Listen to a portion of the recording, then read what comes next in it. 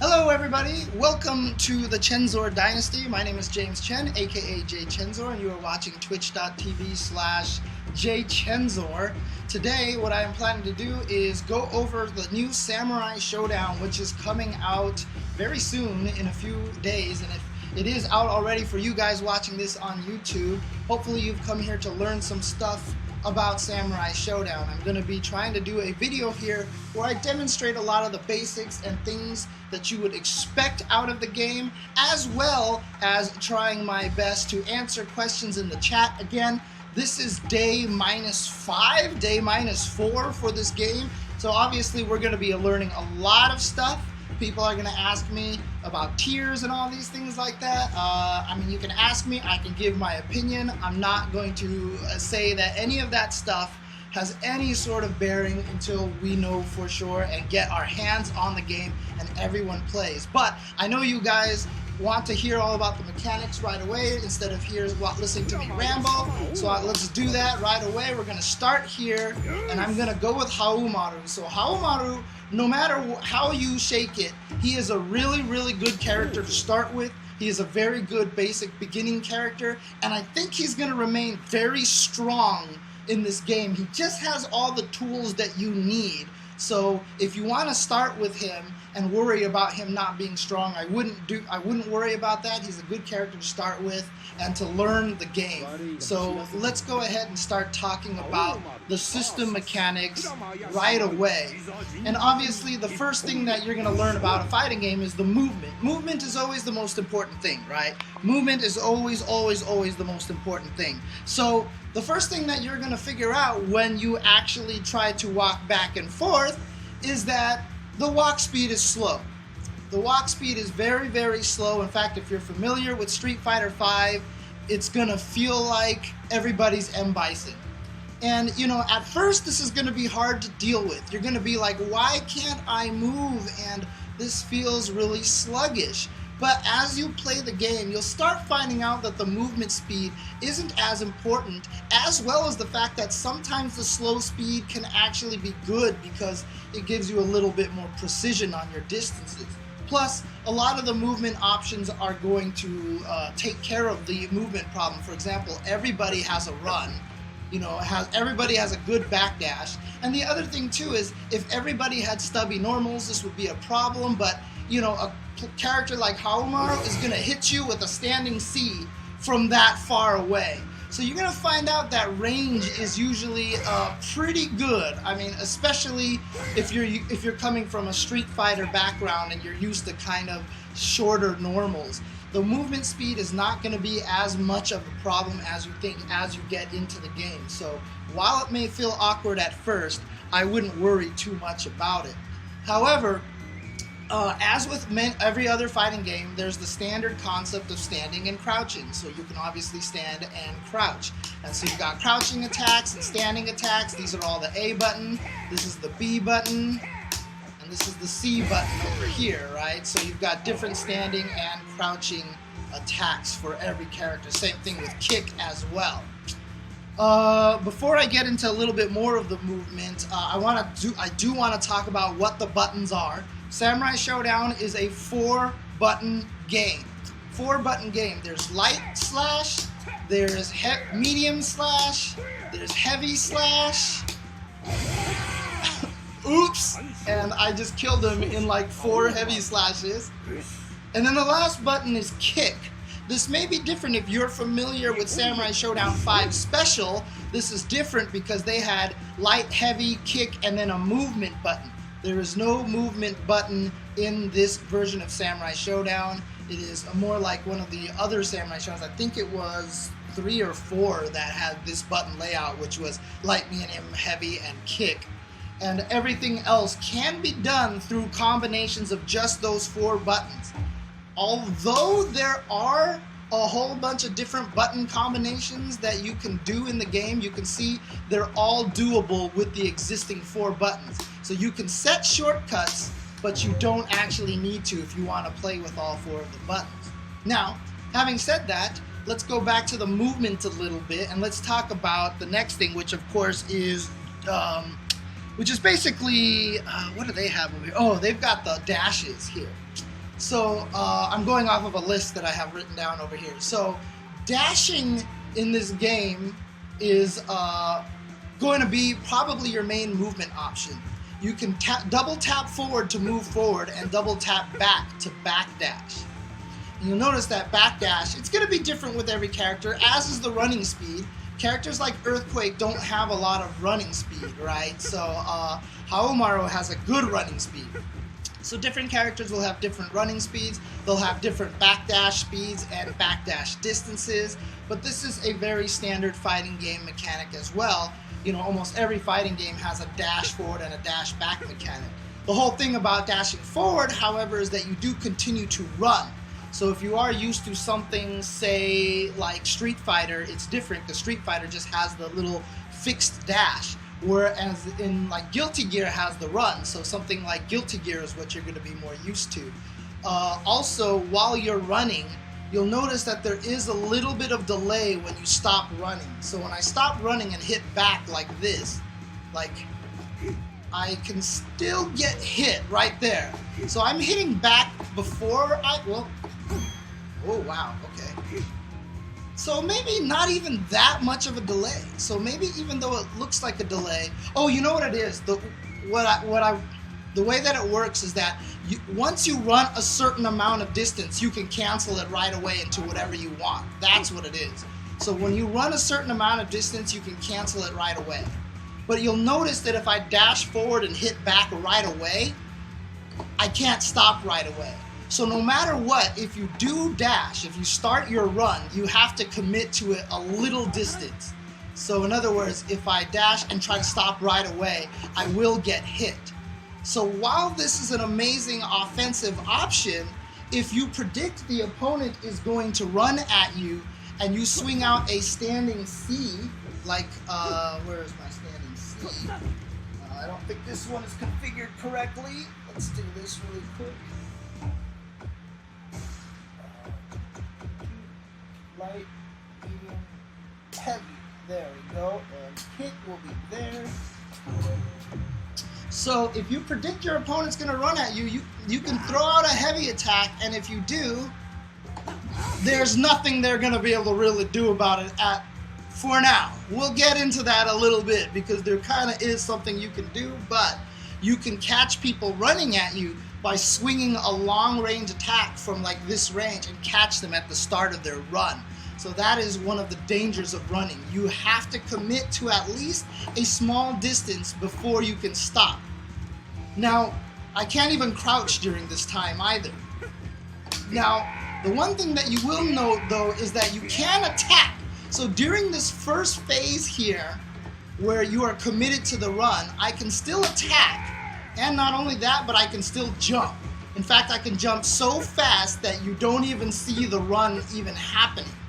The key thing to note, however, is that running and jumping does not increase the distance of your jump like it does in a lot of other games. If you're used to a Marvel game, if you're used to a Guilty Gear game, if you run and jump, it can affect your momentum. That is not the case here in Samurai Shodown. Running and jumping will just give you whatever momentum your jump was supposed to have. So if you run and jump, you're just going to have the standard momentum in there. So that is one thing to note about running. And again, as I mentioned, you can cancel into attack. And although I showed that everybody had standing and crouching attacks with every button, everybody also has a running attack. Everybody's running attack with all 4 different buttons will produce a different attack. And one thing I did forget to mention about the 4 different buttons, there's light slash, heavy, medium slash, and heavy slash. And there's also kick, right? So there's the kick button as well. And this is going to be, although at first you're going to want to sit here and hit heavy buttons all day because it's just cool to slash people with your swords and hit them and everything, please do not overlook the kick buttons. The kick buttons are going to be very integral to your gameplay, and we'll get into that a little bit later when we start talking about things like Deflects. But every character has a standing kick and a crouching kick, but they also have a forward plus kick. As you can see, this is neutral kick. In standard fighting game terminology, this is 5K. In other words, use the numbers as like looking at the number pad on your keyboard, on your computer, and all 9 directions of a joystick are represented by that number while you're facing towards the right. So 5K means your joystick is not being pushed in any direction, aka neutral.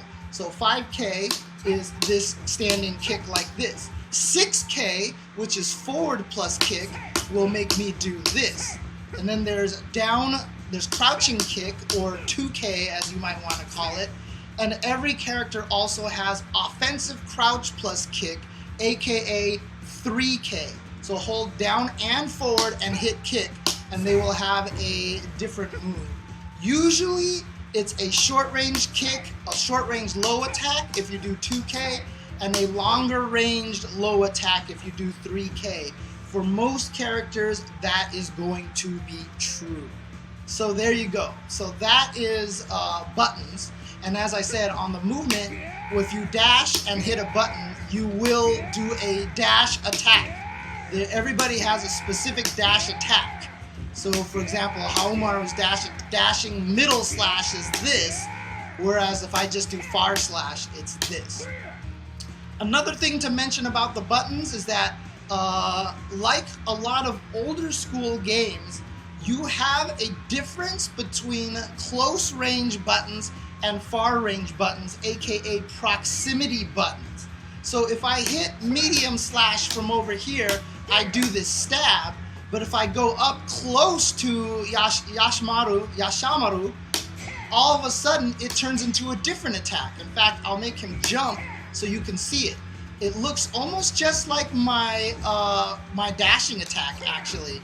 In fact, I think it basically is his dashing attack. He swings differently over here. But if I go back over here, that same button makes me do this. So at close range, light punch makes me do an elbow.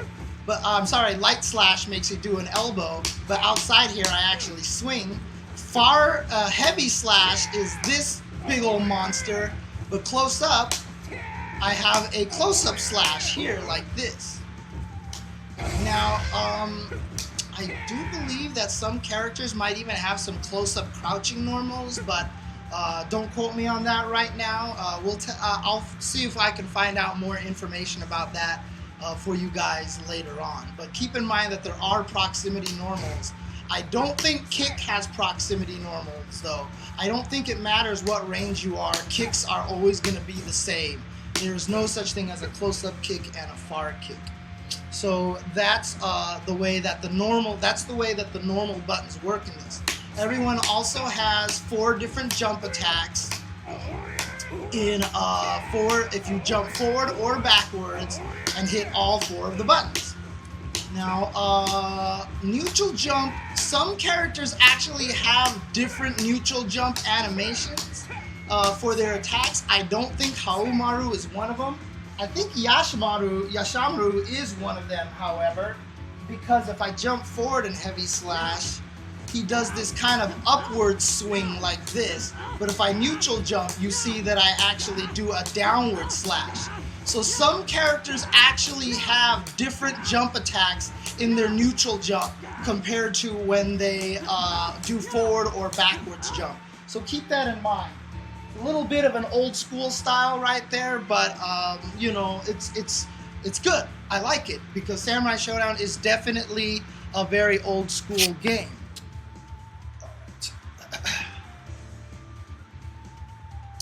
So back to dashing a little bit. You know, we talked about dashing, how everybody has dashing attacks here, right? So it looks like dashing attacks just kind of pick one of your normals or just pick a move that exists and lets you use those moves instead. So, for example, that's going to be, you'll see later on, my swordless punch, but we'll get into that a little bit later. So everybody has a dash attack. As I said, although you can't cancel the very start of your run with a defense or a crouching, you can cancel it with a jump right away, and you can cancel it with a button right away. So, and again, that button though will always be a dash attack.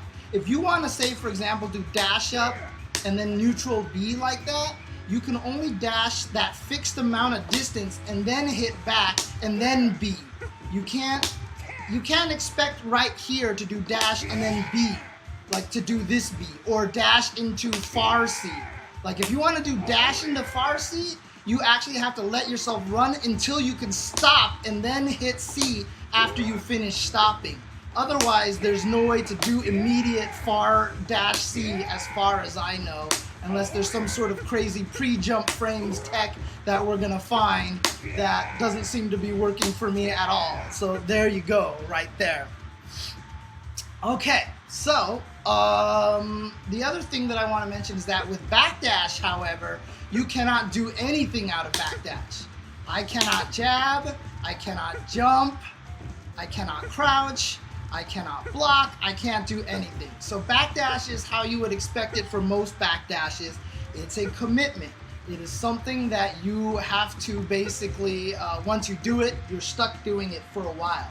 What are backdashes good for? Well, backdashes are good for a lot of things. So for example, if your opponent tries to throw you, for example, let's set this to throw over here. So for example, if your opponent tries to throw you, you can actually backdash away from the throw and punish with the C button and get a ton of damage.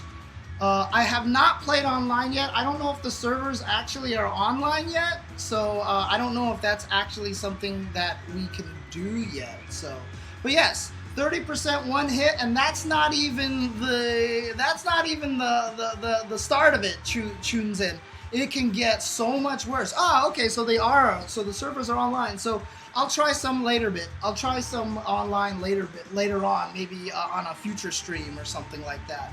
But in any case, backdash cannot be done anything. Now, is there invincibility in backdash? Whoops, wrong button. I want to do. Why is he doing that?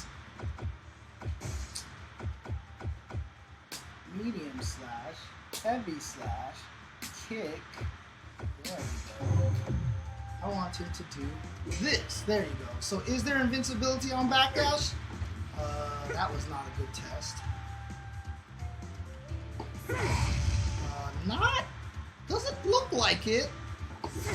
Okay, there's a little bit at the beginning, it looks like. Yeah, okay, so the very start of it has a little bit of backdash. So if there's a move that has a low enough active frames, where this game, most moves have pretty hefty active frames, you can backdash through stuff a little. But one of the key things to note about getting hit by this, even as you do get hit out of the backdash, at least you're getting hit airborne, but you're still going to take a lot of damage because getting hit by combos is not that big of a deal. So I mean, is not a common thing in this game. You're not going to see a lot of you know, people people landing big old combos. So even if you get hit out of the air, if you get hit out of the air with a standing C, your life's gonna suck anyway, right? So you're still gonna lose a ton of damage anyway. So backdashing as a form of invincibility, not really very reliable. Use it more for movement than anything. So backdash into punish is usually a very powerful system to defeat very, very laggy moves. So there you go. Oh, okay, so Tubaware confirmed it. Mr. Wizard said it's on as well. So yeah, when I'm done with a lot of this, I'll try to play some online matches then. So that's basically backdash. Movement option. Very, very good movement option here. So then there's jumps. And again, you know, the jumps look very high. And it's really going to depend on the character as well. So Yashamaru and Haomaru have very similar jumps. In fact, God, it looks like they have the exact same length jump completely. Wow, okay. So you're going to see jumps like this, but the characters are going to come in all sorts of varying jump heights.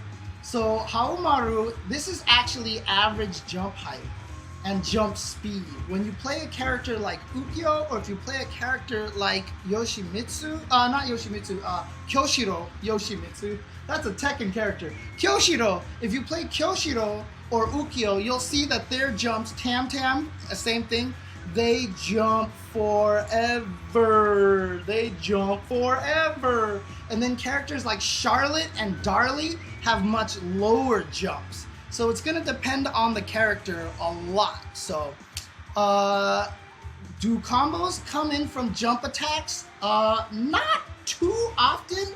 They're definitely easier in this game than they were in previous games. But I'll show you something. One, jump attacks like jump C do cause the most hit stun and are pretty laggy, right? So you gotta hit the button pretty high in your jump. If you hit it late, you'll notice that nothing comes out. So you gotta kind of hit it early in your jump. Here we go. Boom. Okay. So if I do jumping C from over here and I try to combo into close medium slash, oops, that was not a combo. The hit stun from jump attacks are very, very small. In fact, like even just getting a jump light into light is probably only easy just because this thing hits so low anyway, low in my jump. But if I actually want to land jump C into B, oops, he died. He died. He died. I'll check that out when I can, Home Muffin. But so that was deep enough so that I can get. So I can get jump in combos, but that is not something you are going to be seeing a lot of. Not only is it not something you're going to see a lot of, don't expect a lot of combos in this game at all. For the most part, your combos are going to be one button into special move. Like for the most part, that's what you're going to be seeing the most of. If you're expecting to come here and lab and find all these cool combos with your character, that is not going to happen because that in general is not what Samurai Shodown is about. Samurai Shodown is more about footsies, it's more about careful pokes and finding the right moments to catch your opponent at the right time. It is going to be a game where you do not want to hit a lot of buttons because if you do, you're going to get yourself killed. So there's a lot of neutral in this game. It is not going to be a very combo heavy game. So, back to the movement options. Jumping, as I said, different characters have very different jump timings, right? And that's very important to note. Now, one of the things that I want to point out is that if I hold up on the controller, you'll notice that he lands and then he jumps. So he has a little bit of landing lag after you finish jumping when you land. However, this landing lag is kind of cancelable. So you can cancel it into normals here.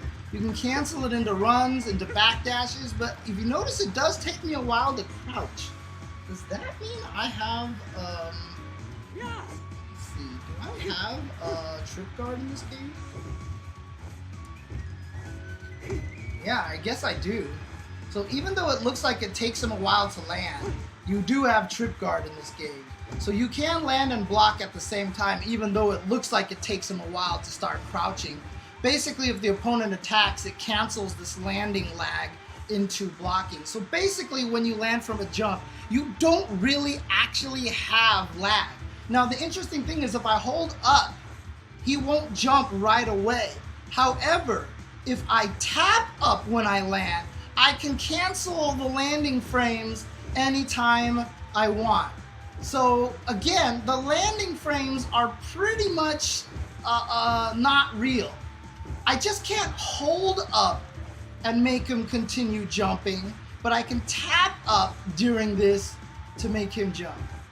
So if you want to do this, you have to be very cognizant of this. And in fact, this becomes very important with some characters if you want to do, for example, jump attack into jump attack again. So if I do jump C, or let's say I do jump B with Yashamaru, I gotta pronounce it like Yashamaru, Yashamaru. I'll just say that, Yashamaru. If I do a jumping B with this character and hold up, it takes me a while to jump, right? So what I want to do is hit B, and as soon as I land, tap up. And that's actually going to be this is a very important tactic to learn to be able to tap, because if I just raw jump, obviously it's very easy to do this because it's clear when I'm about to land. But if I do a jump attack, I gotta wait for that hit stop to end and then land and then tap up to actually cancel the jump again. This is really important for characters like Charlotte, whose jump C can cross up. So what you'll end up doing is jump, cross up C, jump, cross up C, jump, cross up C, but you want to be able to cancel your jump landing into another jump as fast as possible. So that's actually really, really cool. Next movement that we have, or I'm sorry, next gameplay mechanic that we want to talk about is that we actually want to talk about the wake up game. When you get knocked down in this game, you have basically 3 options, right? You either don't do anything and your character just gets up, you know, standard what you'd expect, or you can hold forward and backwards, and if you hold back, you roll backwards, and if you hold forward, you roll forward, right? Pretty standard fighting game kind of situation. Now, important things to note, however, is that I can actually crouching option select. Interesting. Okay. Forward roll. Well, he's gonna die.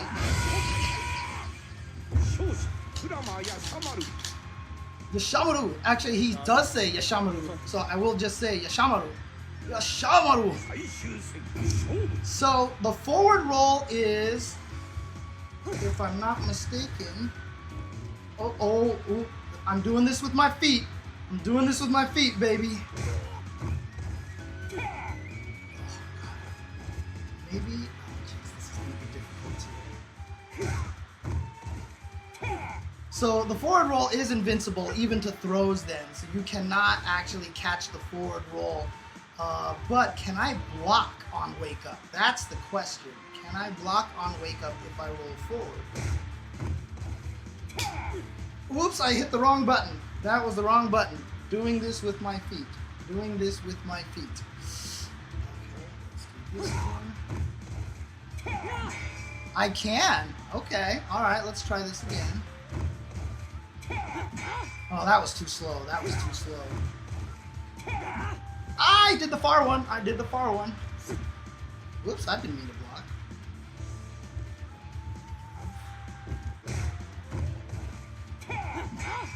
I think it looks like that there is some blocking on there. However, the back roll is definitely punishable. The back roll definitely has some delay that you can actually punish. So let's see if I can test that real quick. Whoops, back off a little, buddy. Back off a little. Oops, too early, too early. Oops, didn't mean to block. I did not do the sweep. Oh, it was too late. Oh, Jesus. This is very difficult here. Oh, God. Oh, God, that was so slow. Again, that's the one thing about this. Remember that the moves are slow, like the heavy C's are slow. Oh my God, he died! Fraud Brand, I talked about this a little bit earlier. There are not very many combos in this game. Most combos are going to be one button into special move, and that's it. That's what you're going to get for most of the combos that you're going to be doing. So let's do it the opposite way here. Because the whole thing was that I was afraid that Yashamaru was going to die. So let's do this instead.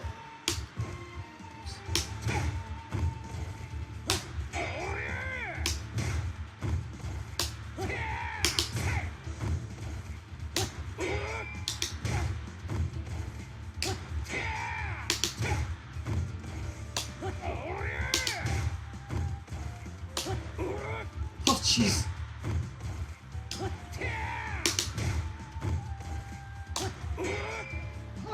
it almost looks like there is no delay on the wake up, even on a back roll. Unless I'm just mistiming the meaty every time.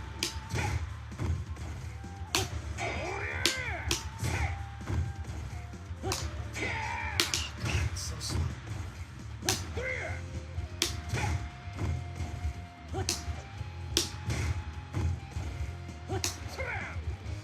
Okay, I mean, I'm kind of convinced at this point in time. Whiffing a throw, Showbiz, is going to lead you into horrible, horrible damage, and you will be murdered very, very badly. However, that does not mean that throws are not good in this game. I think throws are very good in this game.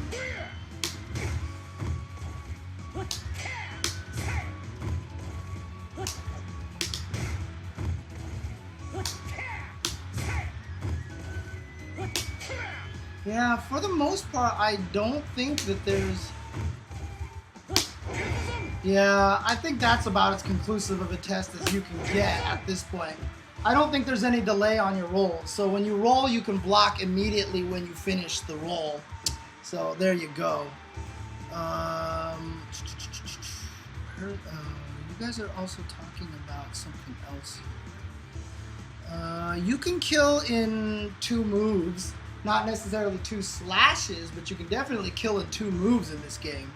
So, Kyoshiro is definitely a very different character. I don't think he's as strong as he was in Samurai Shodown 5 special at all. So there you go. Those are the movement options for rolling. So that's very good.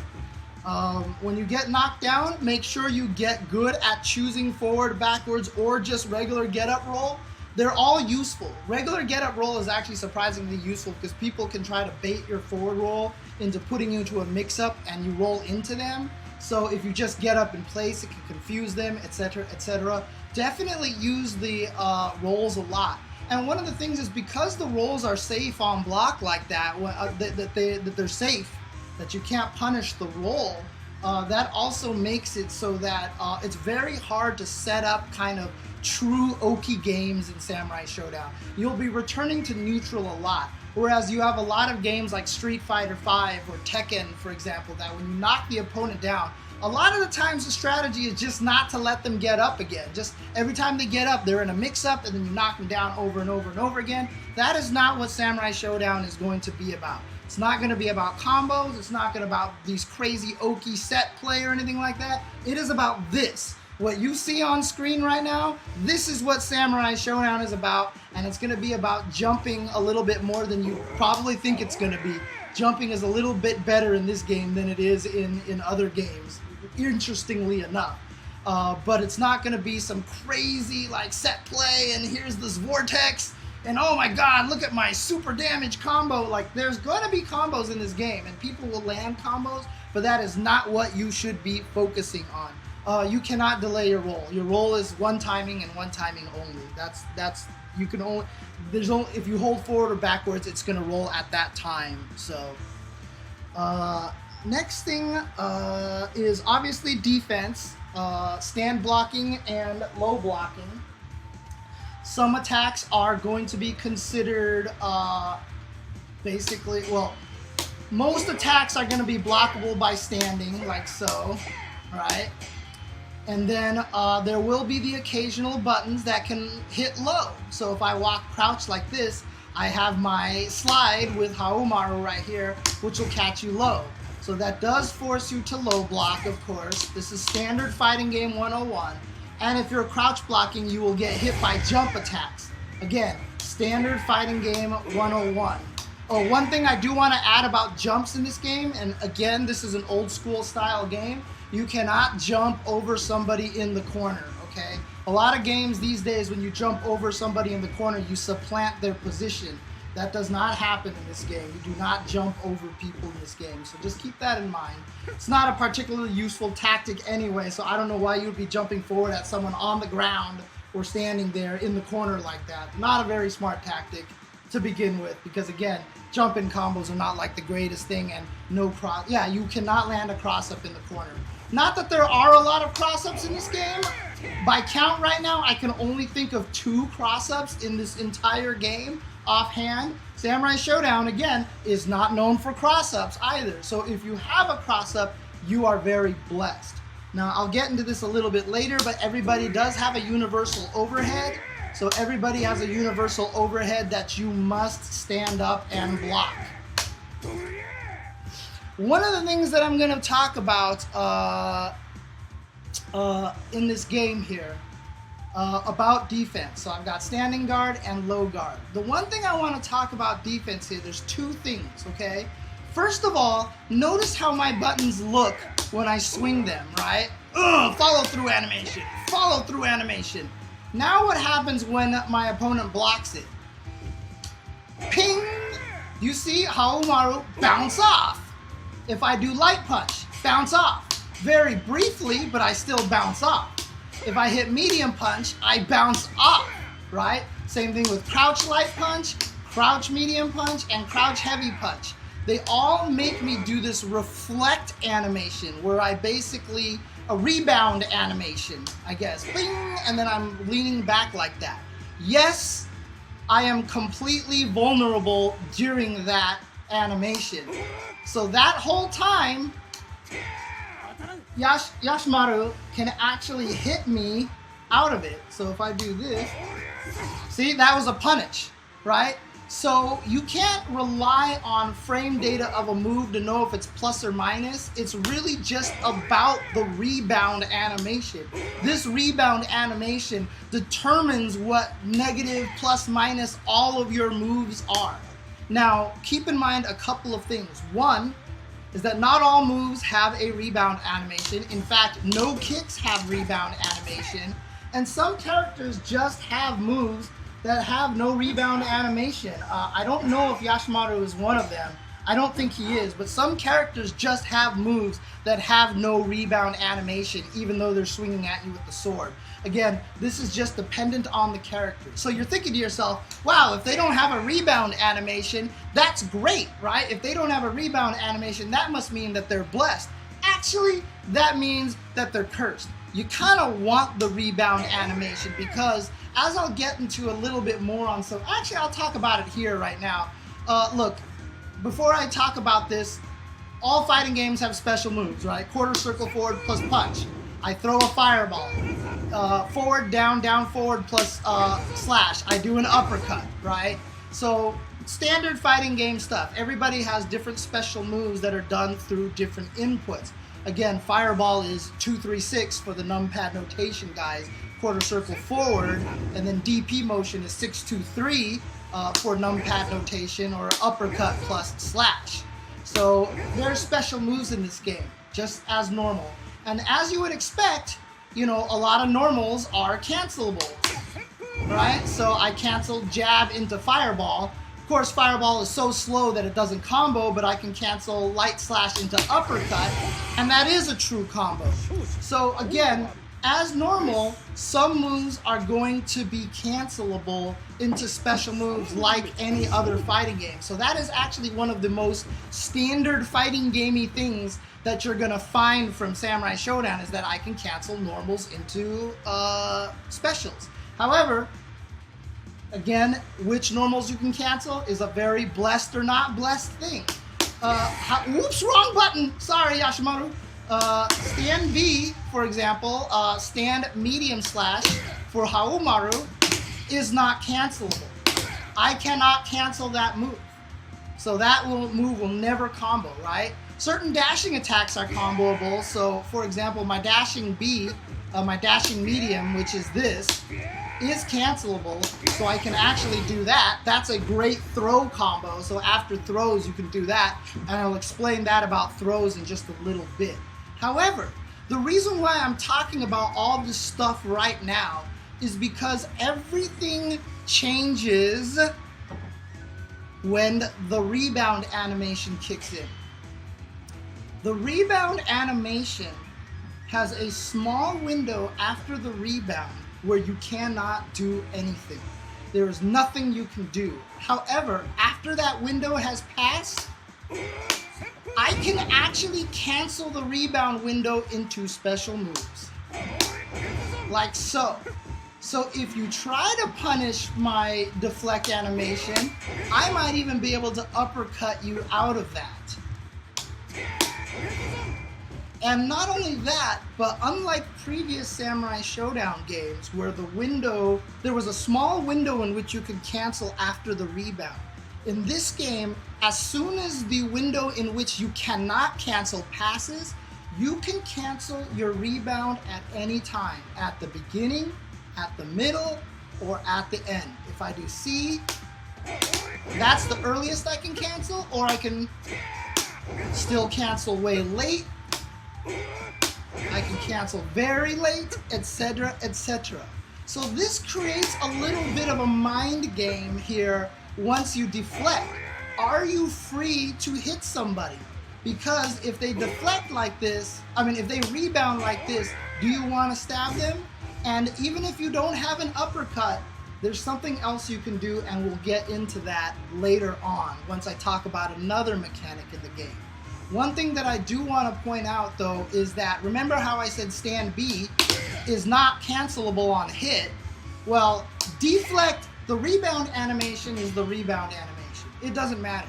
If you have rebound animation, you can cancel it. So even though stand B is not cancelable on hit, because of the rebound animation, it's cancelable on block. And now you're actually gonna see why not having a rebound animation on some of your moves is a bad thing. Because if you don't have a rebound animation after your move is blocked, you're screwed. Because after they block that, you are just going to be sitting there finishing your move and you are dead. You do not have the option to save yourself right there. Yes, and chip damage killed. Yes, chip damage can kill in this game. Now keep in mind, normals do not do chip damage. So normals do no chip damage. However, there is something about that later on we'll get into where normals will do chip damage, and we'll talk about that in just a little bit. Cronius asks, and again, make sure you type in @jchensor in the chat so that I can see the questions a little bit easier, and so people watching this on YouTube can see this a little bit. But it says, if you want to commit to a rebound cancel, do you have to commit, or can you delay it or do it reactively? It depends on what the opponent does, right? If the opponent does a light punch reaction like that, like if he just jabs you like this and it's fast, you just have to predict it. But if they try to hit you back with a C, which they probably can't anyway because it's not fast enough to actually punish the rebound animation, you can definitely react to the startup of the C and hit them. It's a mind game. There's a guessing game here. The person in the rebound is still not in favor of the situation, but it's still very, very important that you remember that they have those options. So again, you probably can't react to light punches if they stab you back and go like, he light punched, and then uppercut him. But you can definitely react to slower moves and see that and then uppercut them like that. But if the opponent baits you out, now you just whiffed an uppercut and you're really dead, right? However, as I said, there's another option. We'll get into that in a little bit. Actually, do I want to talk about it now? Because the one thing I want to mention is that deflects can be canceled into special moves and nothing else. I have my universal overhead, can't cancel into a universal overhead. Can't cancel into a burst. I can't cancel into a backdash or a run or whatever like that. You're basically stuck doing this. Like you're stuck in this unless you do a special move. The only exception to this is deflect. So there is something called a deflect, and we'll talk about what this move is. And this is what changes the rebound game completely.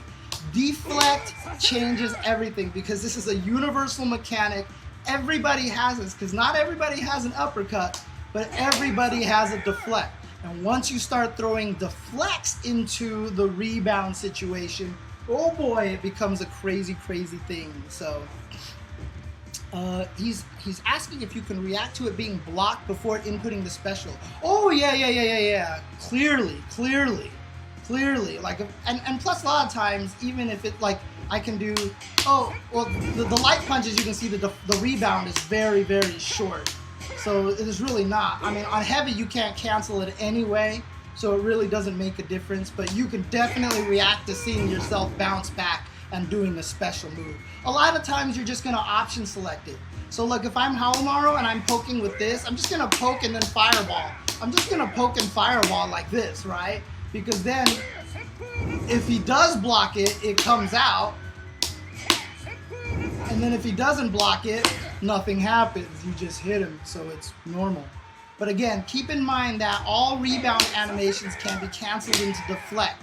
And that changes the rebound game completely because deflects are a very, very powerful mechanic in this game.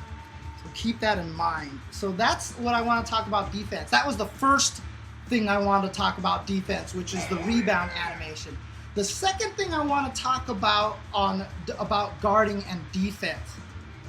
And this is something that you're gonna have to just get used to when you play Samurai Shodown, okay? One of the standard questions you're going to ask in almost every fighting game when you play is, what's the frame data? Is this move safe on block? Is this move minus? Is this move my turn? Is it the opponent's turn after they blocked it? No. In Samurai Shodown, I'm just gonna tell you right now. Oh yeah. If I do this into fireball, the opponent can absolutely jump over and kill me. They can absolutely jump over and kill me. So you don't necessarily want to do it every time. But again, back to the frame data stuff. I'm telling you right now, frame data is not going to be as important in this game. Why? Because everything is punishable. Everything is punishable. Almost everything you try is going to get you killed, okay? The only things that aren't going to get you killed are lights and mediums. Like, these are the safest things you have, right? Remember I have a slide kick? Remember I have this cool slide kick? I'm holding up. That is delay. That's delay. If I slide kick, I'm dead, right? So if I really go for that, or if I go for a run kick and they block it, I'm dead, right? If they block an uppercut, I'm dead.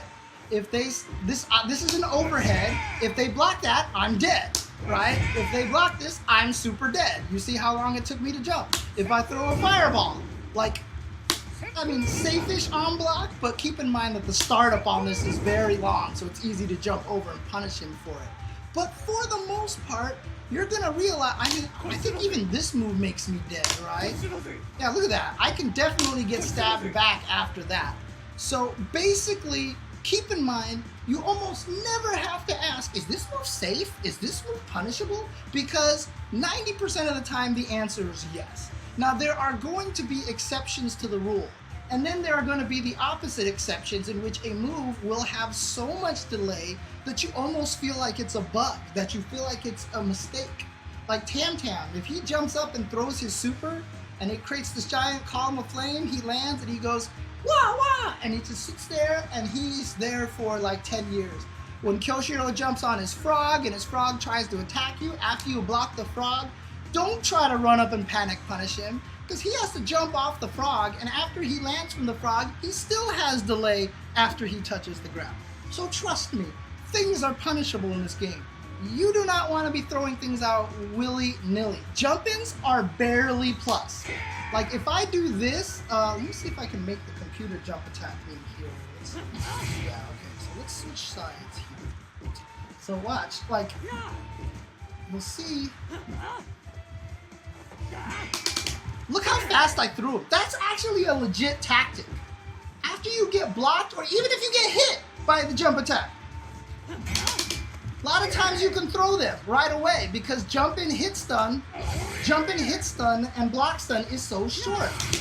Look at that. Look how fast I threw him.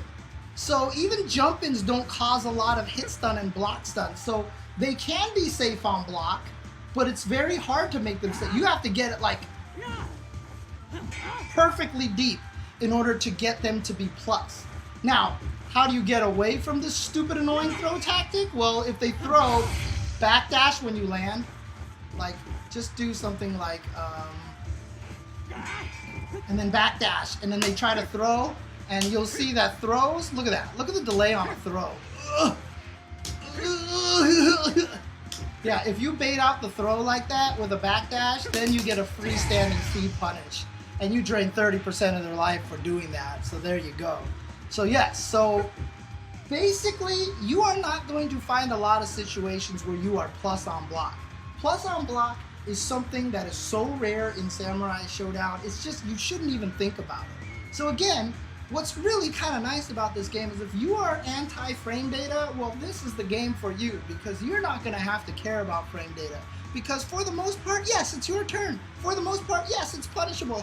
So you really don't have to think about it, right? Which is great, which is fantastic. It's awesome. You don't have to sit there and study all these numbers. You just hit C and kill people. It's really fun. It's really great.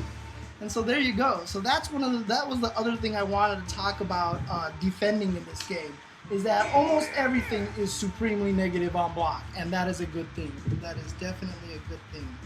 And why is my phone not working anymore? iPhone. I can't access my list because my phone doesn't want to turn on anymore. Oh, there we go. Whew. I do not need the expense of buying a new phone right now. Okay, so that's defense. There's also one extra thing about defense, is that there is such a thing as just defending in this game.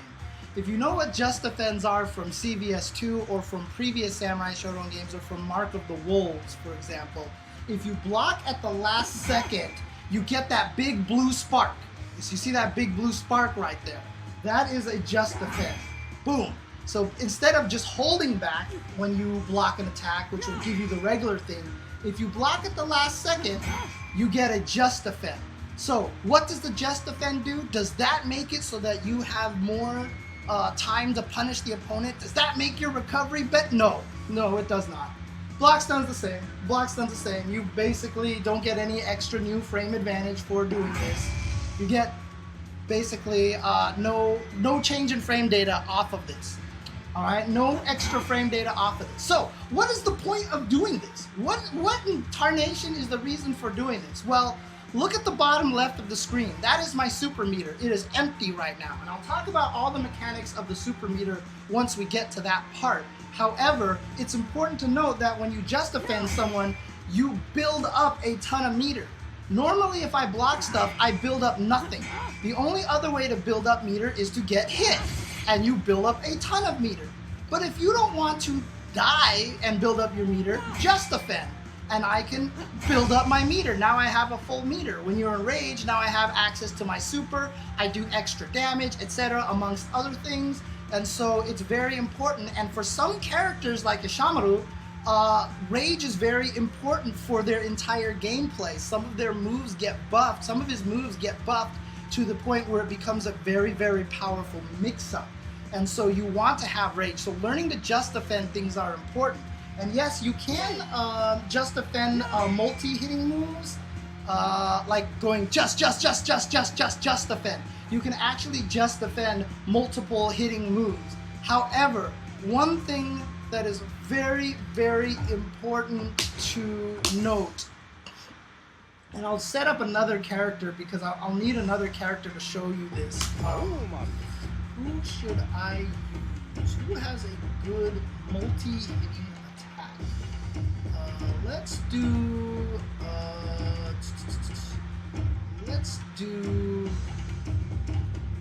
yeah, you know what? This will be the easiest one. This will be the, no.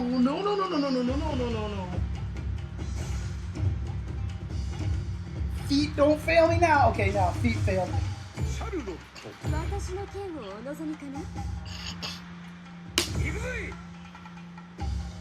By the way, I'm going to go to a different stage just so you guys can see how beautiful the stages are.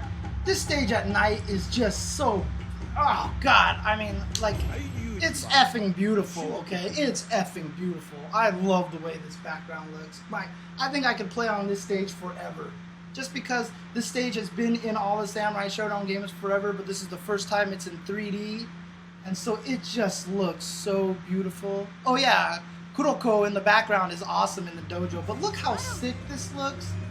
Oh god, look at this. Look how sick this looks. Oh my god, it's so pretty. It's so pretty. Oh god. I love this stage so much. But the one thing to note about this game, so if I did this with Charlotte over here, like that move right there, theoretically I could just defend the whole thing. Feet don't fail me now. Okay, you know what? I'm gonna swap controllers here. If I'm fast enough, I could absolutely just defend that whole thing. I can go just. But it's very hard because, like Mortal Kombat, if you're from Mortal Kombat, you'll be familiar with this. Like Third Strike, if you're from Third Strike, you'll be familiar with this. This game has no absolute guard.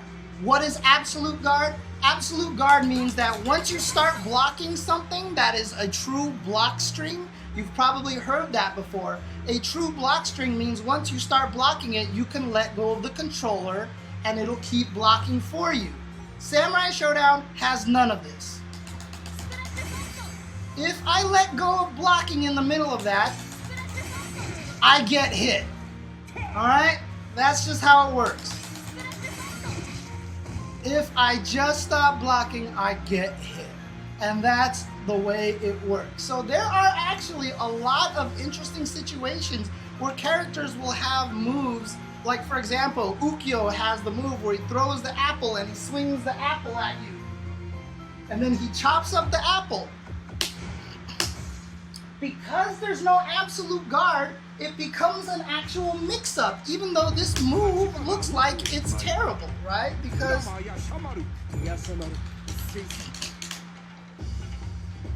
train the cats. Dude, that'd be awesome. This is another beautiful stage, by the way.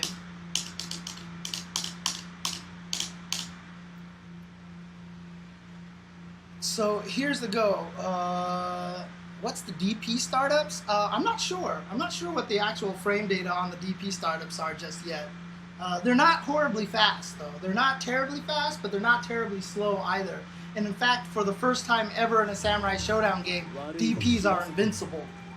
They've never actually had invincibility before, but now they can actually be used as you would expect them to be as an uppercut.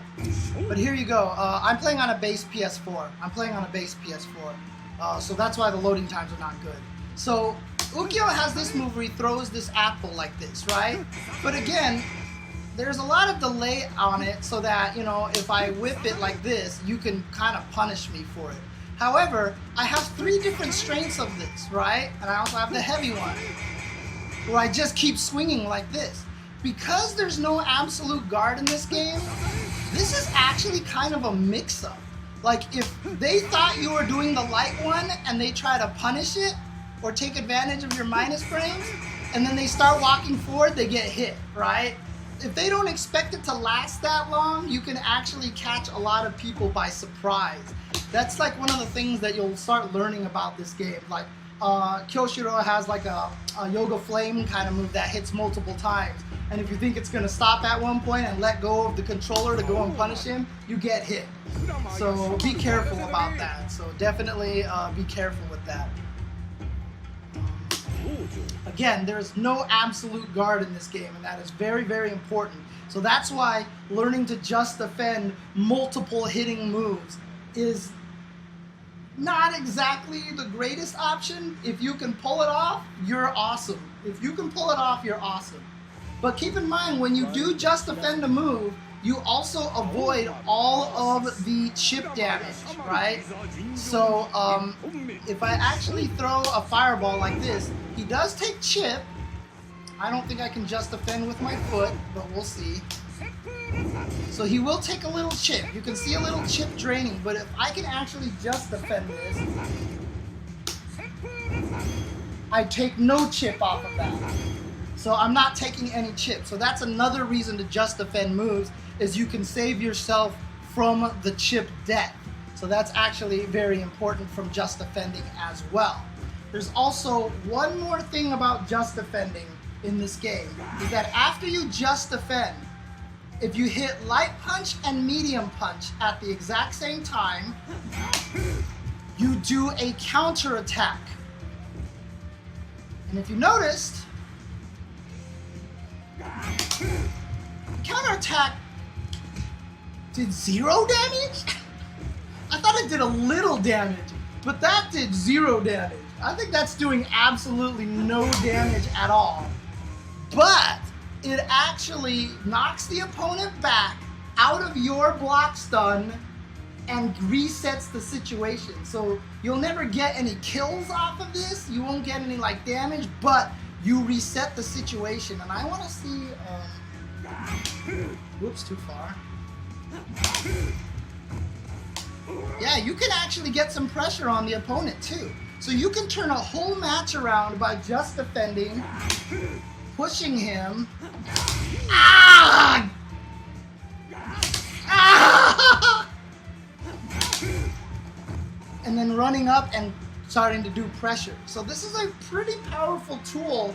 It is not one that we are going to be seeing get used a lot early on because of the fact that people aren't going to be used to it. But it's very option selectable. If you're just trying to just defend, you can just kind of hit A, B at the same time, light and medium at the same time, and then you could do that. But if they whiff, the problem is if they whiff their attack and you try to do it and you thought they were going to do that and then you try to just defend, oops, that actually hit me. You might accidentally dodge because that's what you do when you hit light and medium at the same time when you're not in that just defend block stun. So you could dodge and kind of end up killing yourself. So yeah, let's see. Thoughts on the game being called footsie based? Is it truly a neutral heavy game or will turn to something more oaky heavy in the future? No, just Dynamite. No, this is going to be a true heavy neutral game. There's like no oaky in this game. Like Wu might be the only character that has any sort of form of real kind of oaky, and even then, not even really that badly. The fact that you can roll forward, backwards, or get up in place is really important in this game and messes up a lot of the oaky situation. And while you can keep pressure on the opponent when they get up, it's just not going to be a Vortex game. It's just not going to be that way. Do I get more meter for doing the... Do I gain more meter for doing the blowback? What do you mean? Let's see. Oh, okay. Let's see. Oh, shoot. That's right. I have to hit him with it to make it go away. Okay, there. It went away. That's right. Okay. I'll get into that in a little bit, too. Ow! Whoops. Damn it, I hit the wrong buttons of all the dumb things. Did it look like I gained more? I couldn't see. I couldn't see in time. Alright, I'm going to have to switch it around then. Let's see.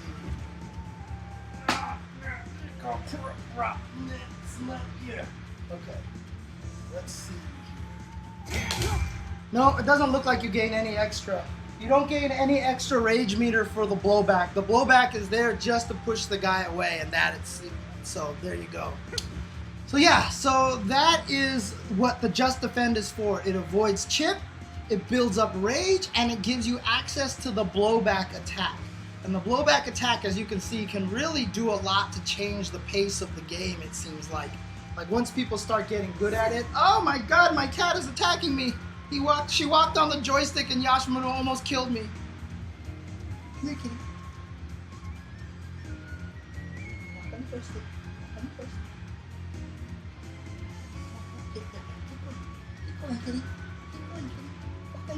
Okay, now she's avoiding the button.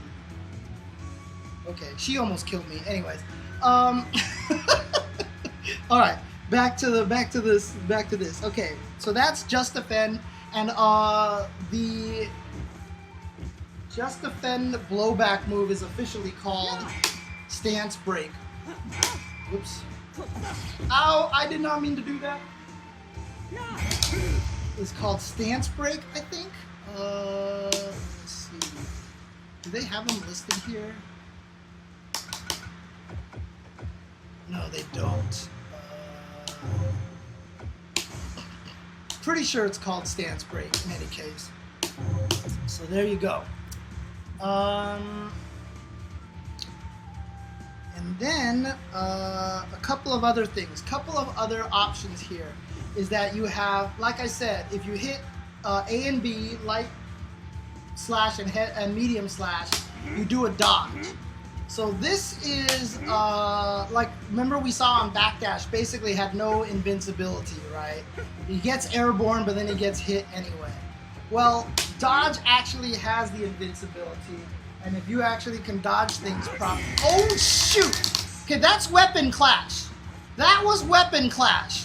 And I can't believe I did the weapon clash. That should not have happened unless it's a training mode only thing. That was very weird. Okay, I'll get into that in just a little bit. But you can see I can dodge, right? And then I might be able to whiff punish. Maybe not with a full C.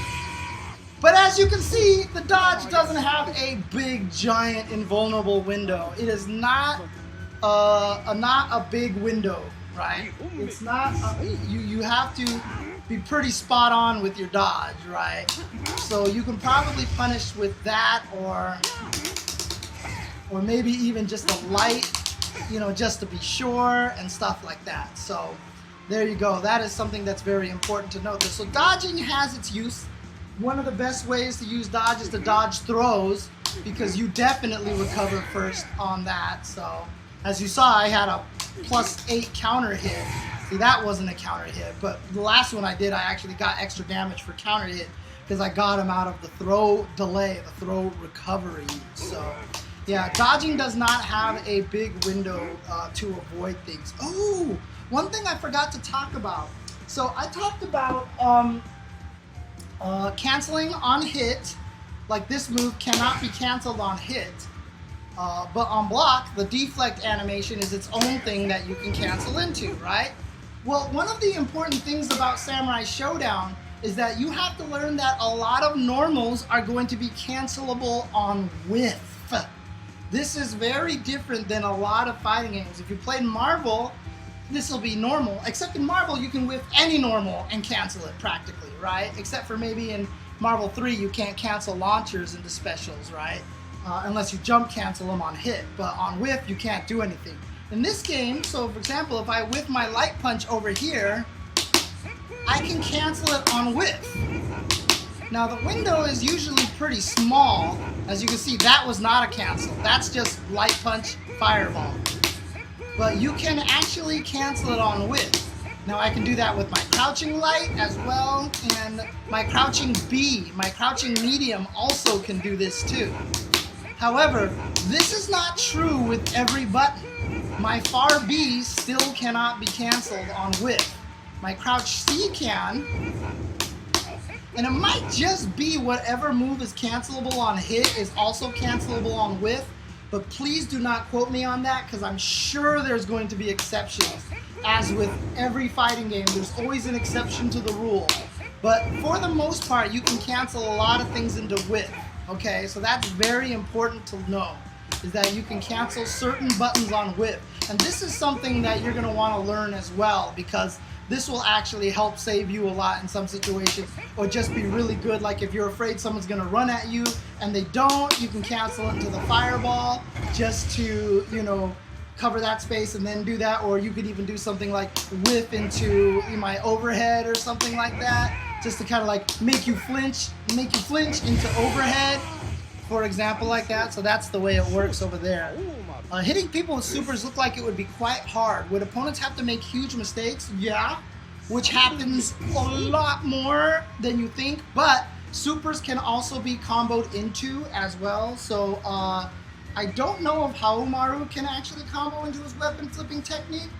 Some people can throw into weapon flipping technique, just like right off the bat. Ow. Ow. But I think this will work. Whoops. Oh. Oh, I can't cancel into my weapon flipping technique? I could have swore I could. Huh. Alright, I'll test that later. But you can land the supers, and depending on the supers, if you're Ukyo, you will never land the super on a soul for your entire life. If you ever land Ukyo's weapon flipping technique, which is what the supers are called, if you ever land it on someone, you should win the game. That's it. Like, the other person should just give up and forget playing fighting games for the rest of his life. But on certain characters like Jubei, absolutely, you're gonna hit people with that thing a lot because it's super good. So it's really dependent on the characters. It's really, really very dependent on which characters that you're using. Okay, so let's get back into Deflect, shall we? Quarter circle forward, light plus medium. Everybody has this. This is a universal mechanic. And also, my apartment complex is under construction. How's the background noise right now? Is it really bad, or you guys can hear me just fine? Or is it really loud right now? Because they're getting closer and closer to me. Yes, they're trying to fix the leak. Yes, they're trying to fix the leak. Okay, so it's okay. Sweet. But this is a very important tactic. It has a small window. It's not a huge window to deflect, but anytime your opponent tries to hit you with a sword like that and you deflect it, whoops. Oh, Jesus, come on. There he goes. Do you see him deflect like that? That is all delay. And that is a rebound animation that you cannot do anything about. So if I deflect that, I get a standing C for free. I get to land a weapon flipping technique for free. I get to do whatever the hell I want. I could go make coffee and come back and kill you, okay? Like, that thing puts you in delay so badly. And it works off of lights as well. It works off of mediums as well. And it works off of heavies. Not only does it work on heavies, but if you noticed, Yashamaru's sword has now fallen out of his hands. His sword has fallen out of his hands, and Yashamaru now no longer has any sword attacks.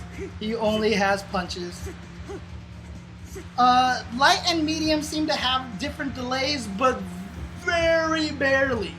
Very barely. I think the difference is so small that it really just doesn't matter. Yeah, you could definitely lick your elbows and then still punish them on time, okay? And like I said, if you deflect a heavy attack, you make them lose their weapon. We'll get into that in a little bit on the downsides of losing your weapon. Because you don't want to lose your weapon. If you lose your weapon, everything sucks. Life just sucks in general. Because you basically can lose a whole round, even if with a giant life lead, if you get your weapon deflected and you're standing there with no weapon, because things just suck really badly for you. But yeah, so deflect is a very, very powerful tool. And with that all in mind, remember I said that you can cancel your rebound animation into deflect. And remember I said you can cancel that rebound animation anytime during the rebound animation after the window is open. So now it becomes very scary for your opponent to try and actually punish you during a rebound. Because if they try to punish you during a rebound with a B and I deflect it, I can super them, I can see them, I can do all sorts of nasty, nasty things to them that they are not going to be happy with. Deflect, also, if you compare this, crouching attacks, okay, I'll get to that in a little bit. But one thing to note about deflect is that the delay is not very long. If I whiff a throw, I am there for a long old time. But if I whiff a deflect, I recover pretty fast. So in other words, deflecting is actually really powerful in neutral. Because most of the time, if you just deflect in someone's face like this, they're not going to hit you with a C. They're just going to hit you with a B or an A. So they're just going to poke you with a B or an A, and you're going to take a small amount of damage. However, if you do deflect them, you get a chunko damage, you get whopping damage, and you get a crap ton of damage. And so it's very useful. Not only that, but remember how I can cancel runs into special moves like this, right? Well, I can cancel run into deflect. So if you think the opponent is going to stop you running by poking at you and hitting you out of the startup of your dash, how we mentioned that you have to commit to the dash a little bit, I can actually run deflect. So you can actually run deflect. So deflect basically is a monkey wrench thrown into everything that gives you huge rewards. And so Deflect is very, very scary. It's very, very scary. And exactly, the window is still small, so you still need very good timing to deflect things, but it's there and it makes you think twice about things once your opponent starts deflecting a lot of your errant pokes and stuff like that. So it's very, very scary. So does Haomaru still have a sword slash attack special? I don't know which one you're talking about. Rotabru-sama? I'm not sure which one you're talking about. Final 96 with Yashamaru yet? Not yet. And can I do anything, other things out of the recoil aside from parry? Any special move, Snowcat? We talked about that a little bit earlier. You can cancel into special moves as well, like so. So it's special moves and deflect. Those are the only things you can do out of the recoil animation. Now, having said that, there are undeflectable moves, and this is going to be very important. Most of the time, if you have a move that hits low, it is undeflectable. So you saw right there, I got hit. Whoops. Like that. That was a low. I was walking backwards and I got hit. So that means Yashamaru has an undeflectable crouching C. He has an undeflectable crouching C. And also, just to point out, let me see something. Yeah, he does have two different crouching Cs. Remember how I said some people might have two different crouching Cs depending on proximity? Well, Yashamaru is one of them. So there you go. So Yashamaru actually has two different crouching Cs. So he actually has crouching proximity normals, which is not what even a game like Street Fighter has. So yes, there is evidence right there of crouching proximity normals. But at the same time, because that is a low, I cannot deflect that. So Yashamaru is going to have a really powerful weapon to have against people who try to deflect things a lot. If you throw out a lot of crouching Cs, you're basically going to blow them up for it. Also, everything that is a kick cannot be deflected. So this cannot be deflected. Nothing of a kick can be deflected.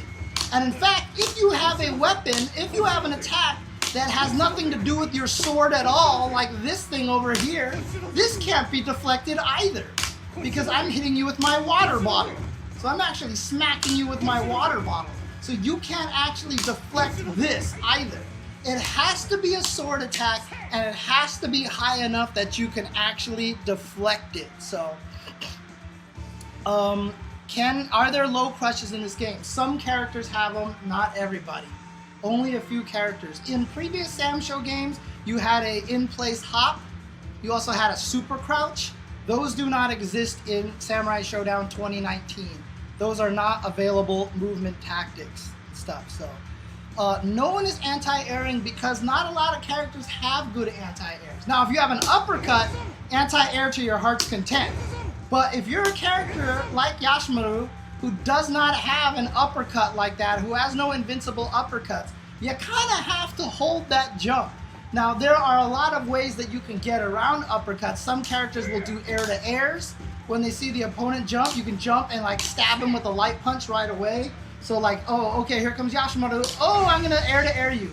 So you hit them before they hit you, because they're not going to be swinging their button way at the height of their jump. So you jump up after them and hit them out of the air. So a lot of characters, this is a very standard classic Samurai Shodown anti-air. You see them jump, you jump after them and hit them out of the air. And it's completely fair too, because you're doing no damage, because if I hit heavy, look how long that takes to hit. I may get hit first. So I want to hit jump and light to catch him out of the early part of his jump, basically. And then that's like an anti-air. Some people have good normals that can anti-air. Shiki has an amazing standing kick that anti-airs.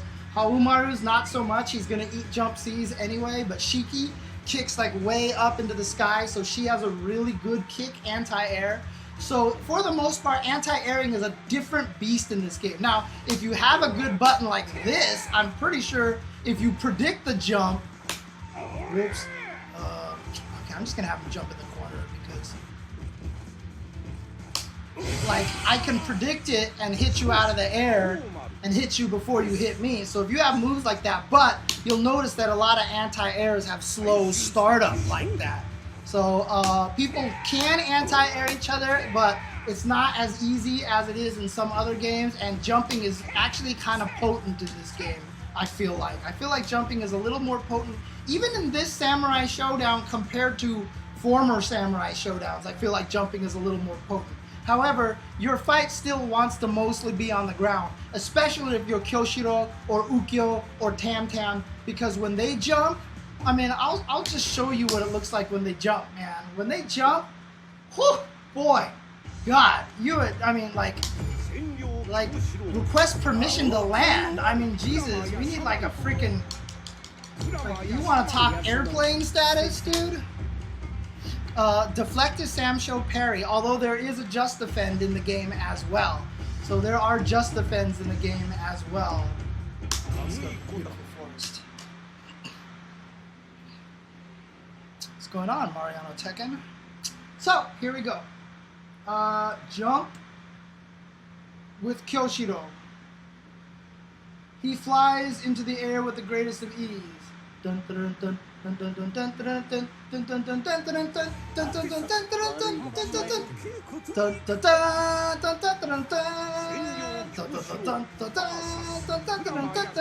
I mean, check this out. Look at this. I mean, this guy is flying forever.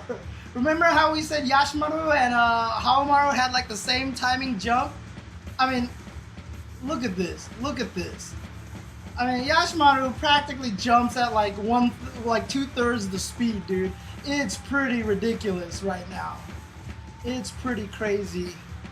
And so, yeah, so he jumps forever. So different characters are going to have different jumps, and they're going to be different eases in which you can anti-air them. Some characters like Ukyo have really good anti-airs in the Air Phoenix Blade, which actually work really well as an anti-air, etc., etc. So that's the whole thing with anti-airs in Samurai Shodown. They definitely exist, and they're a thing that you can do, but the way that you want to look at anti-airs is different than how you look at anti-airs from other games. So there you go. I'm getting the kabuki drum here, the taiko drum. So in order to fix the leaks in my home, they have to wash the entire complex. So they're spraying the entire complex, and so they're essentially making my roof leak, and it is leaking into my bucket right now. And that's what that noise is. So, all right. Another thing I want to talk about here is disarming yourself. There are many ways to be disarmed in this game. I already showed you one that if you actually deflect a heavy punch, you get disarmed. You lose your weapon in that situation, which is not good. You can pick up your weapon again by moving over to it and hitting light slash. But keep in mind when you do that, you are vulnerable to getting hit. So it is a very scary proposition to try to pick up your weapon. So a lot of times when you do want to try to pick up your weapon, whoops, wrong thing. When you do try to pick up your weapon, ow. When you do try to pick up your weapon, you're going to want to do it after a dash kick, for example, knock them down and then quickly get your weapon and stuff like that. So you're going to want to try to knock the enemy down before you pick up your weapon. Otherwise, you will die trying to pick up your weapon. So that's one way to become disarmed. Another way to become disarmed is to use a weapon flipping technique. There's a reason why it is called the weapon flipping technique, and that is because when you get hit by it, whoops,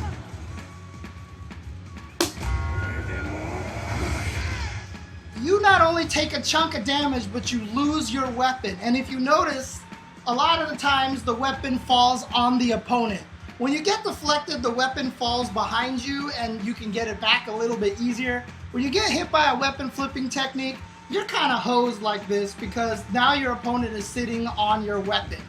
The third way to actually lose your weapon is if you get a weapon clash. If two people attack at the same time and they trade weapons, Sometimes they will clash, and then the two of you have to mash buttons really fast to push at each other, and whoever hits the button most wins, and the opponent loses their weapon. So there's a little bit of a button mashy kind of game system that goes along in with that. However, it's very rare.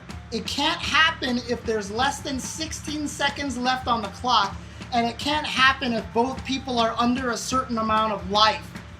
At least that's what it said in the tutorial. However, I did just get a weapon clash even though one person was at almost no health. So, yeah, I'm not sure about that life one. Shoutouts to Wayman Ill for the sub. Thank you very much. It's very rare. It's very rare. It doesn't happen very often. It's like Danger Time in Guilty Gear. But those are the 3 ways you lose your weapon. So what happens when you lose your weapon? Well, the problem with losing your weapon is that all of your standing slashes become the same attack, and they all become very lame attacks. And all your dashing attacks become that same lame attack. You basically have lost access to every move that you have. If you jump, you just do this sad little punch. Now, all of your kicks are still available to you, which is nice, but that's it. Now you have nothing but these stubby normals, and you have to fight like this, which pretty much means you're dead. Now, depending on who you are, I'll show you this later on with Yashamaru, you have certain moves that are still available to you so long as you don't actually use your sword. But one of the most dangerous things about losing this is now when you block a sword attack, as you would probably expect, you take chip damage now. Look at the chip damage on that. If I block a C, look at the chip damage on that. You don't like losing your weapon, because when you lose your weapon, life sucks and you die very, very badly. So you do not want to lose your weapon. So when you lose your weapon, your whole goal is to get your weapon back. What's the best way to get your weapon back? Again, as I said, honestly, you just have to find a good knockdown hit. And for most people, dashing kick is like your best knockdown hit. That's a good question. Yeah, I think it is increased pushback on block, because that wasn't very far at all. Now, okay, oops. One thing I want to mention is that you can be a jerk and you can just put your weapon down because you want to show your opponent how much they suck, right? So you're like, you know what? You're so easy. I don't even want to fight with my own weapon. I'm going to fight you without my own weapon. Hitting down, B, C, and kick, or down, or 2, I should say, medium slash, heavy slash, and kick. I don't want my weapon. I'm just going to fight you like this. I'm just going to fight you like this. I don't want anything. But, like, if I am in this situation, that, let's see how much pushback there is. It's not a huge amount of increased pushback. It's not a huge increased amount of pushback. It looks, yeah, it looks mostly the same. It looks mostly the same. So that's one. So basically, one of the best ways to get there is the dash up kick, go back and grab your weapon, right? Other things that you can do is that most everyone's offensive crouch kick, or 3C, is also a sweep that knocks you down, so you can just do that. So you try to hit them with that. You can throw them and then hit them with your sweep and go, and then try to get your weapon and stuff like that. So that is definitely something that you can do. Now, there's one more thing that you can do when you do not have a weapon. It might be character specific, poogly woogly, but I think everybody should be able to do it. I should be able to do it. Now, some characters like Yashamaru have the water bottle, right? Because this doesn't use my sword, I can still do the water bottle. A character like Darli gets a punch that she can actually wind up, and it takes a while, but there is an unblockable version that does 60% of your damage. You know what? I'm just gonna, no, I'll show you guys in a second. I'll show you guys in a second. But some people have, so Darli's the only character that I know of that has a move that exists only if she does not have a weapon. But otherwise, everybody, they can do a move that just doesn't require their weapon, their sword, or whatever it is that they're carrying. Darli is the only one that has a special move that's specific to her not having a weapon at all. Now, okay, I get why everyone keeps doing quote water. Sorry, sake bottle. Okay, sake bottle, the sake jug. The last thing you can do is you can still deflect. However, instead of deflecting, it becomes a sword catch. And the window is very small, but it's very fast. What? Oh, hey. Oh, Yashamaru, it's you. Oh, whoa. But the thing is, if the opponent swings, I catch the sword, I throw it out of their hand, and I drop kick them across the room, and they lose their weapon. So now we're both fighting like this with no weapons. So this thing is super awesome. Dude, if you can land it in a real match, that is going to be one of the most hype moments humanly possible anytime it happens in an actual match. If it happens in an actual match, that would be just the sickest thing ever, dude. But that is the last option that you have when you have no weapon. And then if you are in range of your weapon after you do it, you can pick up your weapon, and now they're screwed, basically, until they can manage to pick up their weapon, and then, you can't pick up your weapon for free. So there you go.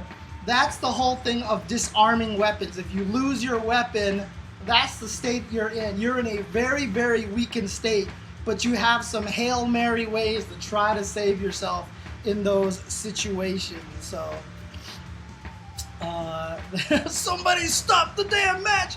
By God, this is a real fight now! Yes, so that's basically how that works. That's how being disarmed works. And let's see if I can actually get the clash to happen.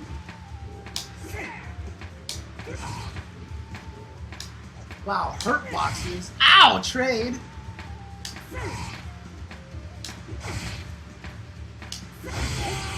Yeah, I honestly, like I said, I think it's very rare that it actually happens.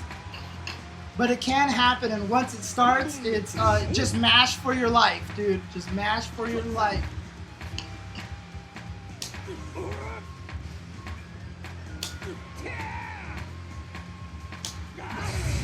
Ow. Oh, there it is!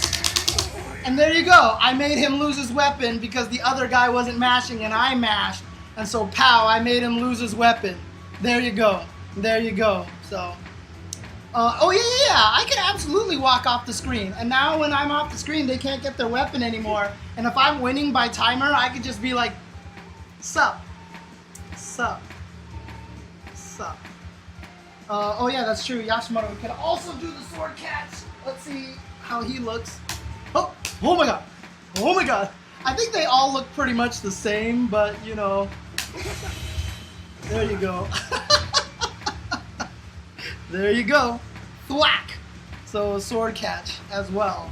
But yeah, now I'm guarding your sword. You gotta come and get your sword. And if you come and get your sword, now I got my sword. Now what are you gonna do? Now what are you're gonna take a bunch of chip damage. That's what you're gonna do. You're gonna take a bunch of chip.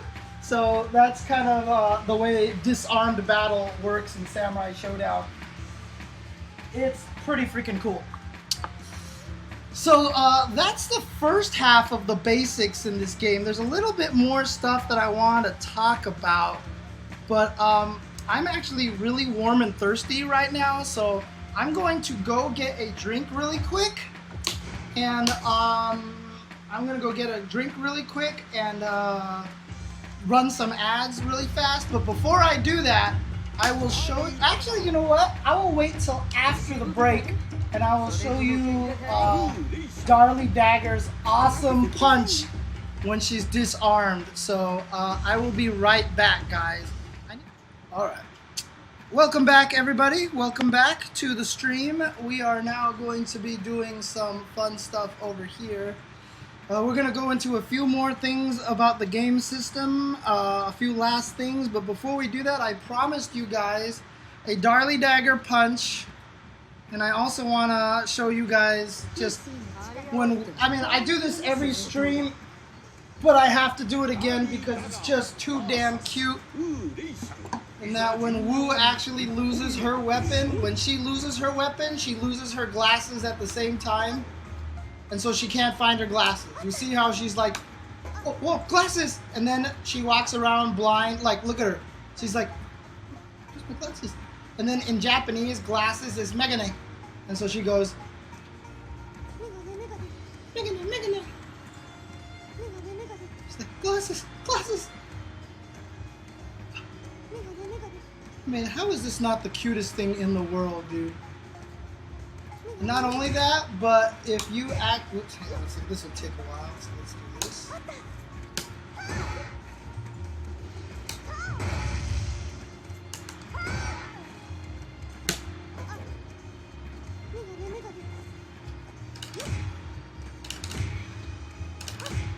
If you actually kill somebody and get a win pose with her without her glasses...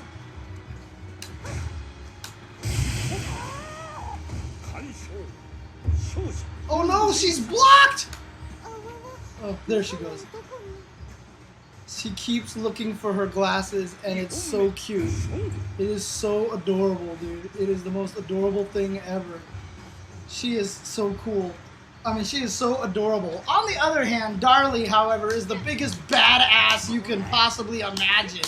Because she's like freaking chick with abs and like she's just buff. And she drinks a giant barrel of rum, and if she ever loses her weapon, she actually gets access to a new move, which is quarter circle forward plus punch.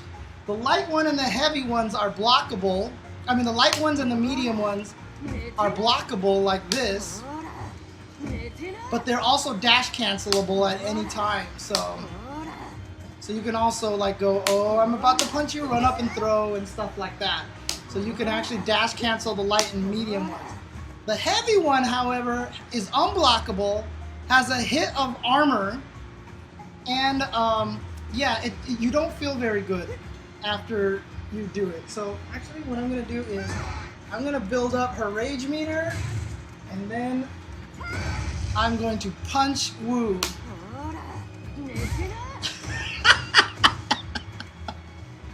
That, my friend, is damage, okay? That is what you call damage, okay? That is what damage is all about in Samurai Shodown. So there you go. So if you get punched by that, you're dead, okay? You're just dead. So you get, and remember that's unblockable too. That is an unblockable punch. So even if I hold block, bam, you're dead. And then, she didn't get the cool win pose where she drinks the giant barrel of rum. Look at this. Ow!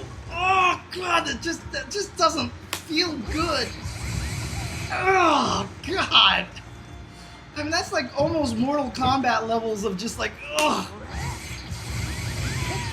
Yeah.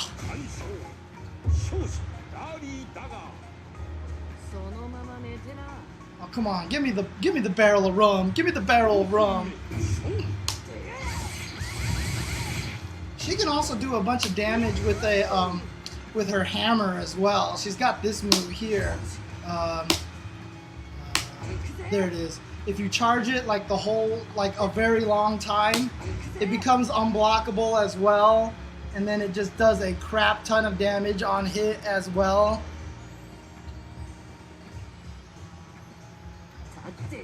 Like that, right? I mean, look at that. That was unblockable at that point. Oh god, you see Rue's wake up animation? that was adorable. Ugh.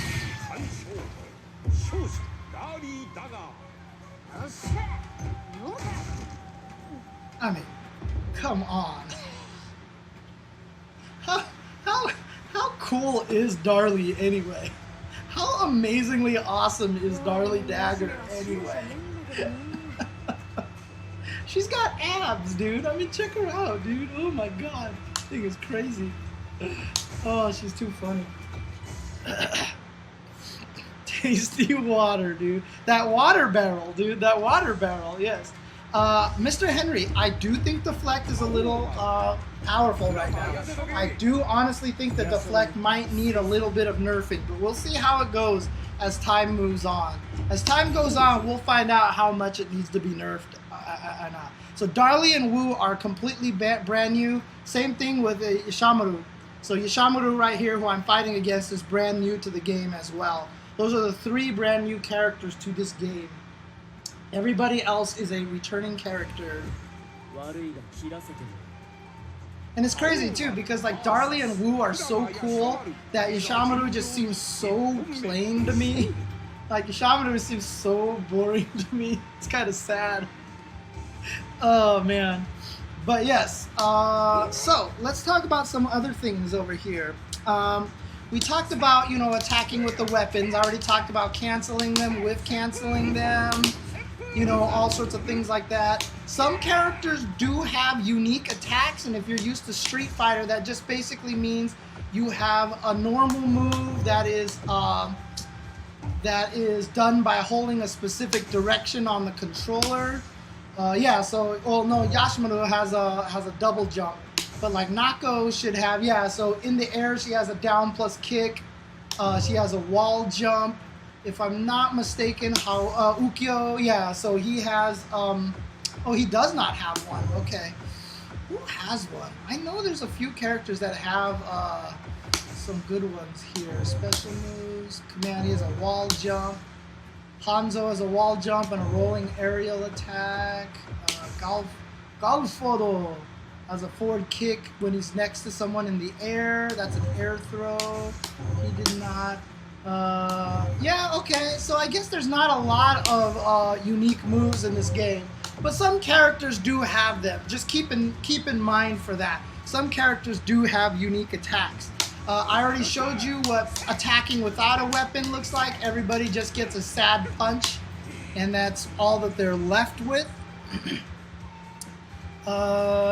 You basically get the same amount of damage when you deflect a weapon, Mr. Henry, regardless of what you deflect, because light punches, the deflect on a light punch might be ever so slightly shorter, but not by much, right? And I'll show you this in a second, but advancing attacks. So everybody has running attacks. I already showed you earlier this as well.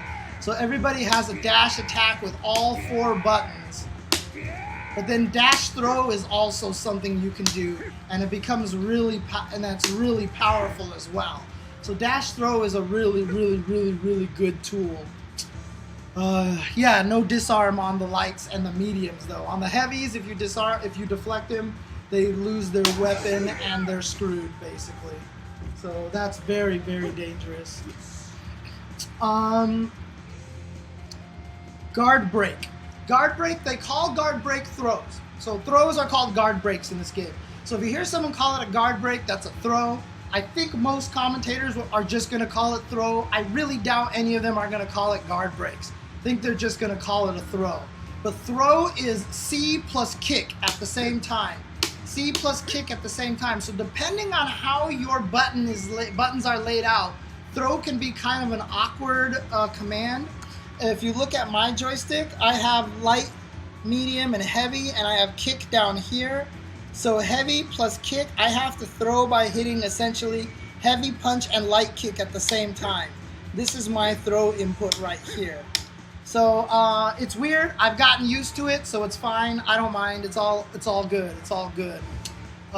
Do dash attacks autocorrect if you jump over? Yes. So that is definitely something that happens like that. So you can see there. And if you notice, that dash attack actually knocked, dash C knocked down too. So dash C is a knockdown as well. But yes, this is a throw right here. Now the interesting thing about throws in Samurai Shodown is that throws do absolutely no damage. All I do is throw you either forward or backwards and push you. However, the push is long enough that you can combo off of it. So I'm gonna hold down back like this, I'm blocking, and I'm gonna get thrown, and I can't block that. So there you go. So that is how you take advantage of a throw, is you have to hit the opponent yourself afterwards. You actually have to manually hit them. Now, depending on your character, the quality of the combo you get after your throw is going to change drastically. Some characters really don't get much off of their throws at all. And that's just shitty McShitterson for them. Sorry, I'm trying to keep this G-rated. So that's just really bad for them. That is a very unfortunate situation if they can't get any damage off their throws. Other characters can actually do cool things, like, for example, Harumaru can actually do dashing B. He can actually running B in time, and don't forget, his running B is cancelable. So he gets a full combo off of his throw every time. So he gets a throw and a knockdown and setup, basically, and decent amount of damage. That's pretty dang good. That's actually kind of nice. So his throws are actually, Harumaru's throws are really, really good.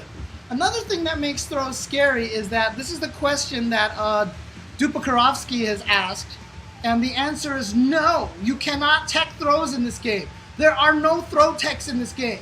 So if I run up and throw you, and you know that, you had either just better get out of the way or you are getting killed. And that's just how it is. This is how it is. No throw techs in this game. No throw techs in this game. The only downside of throws, however, is of course that they are basically sitting here forever.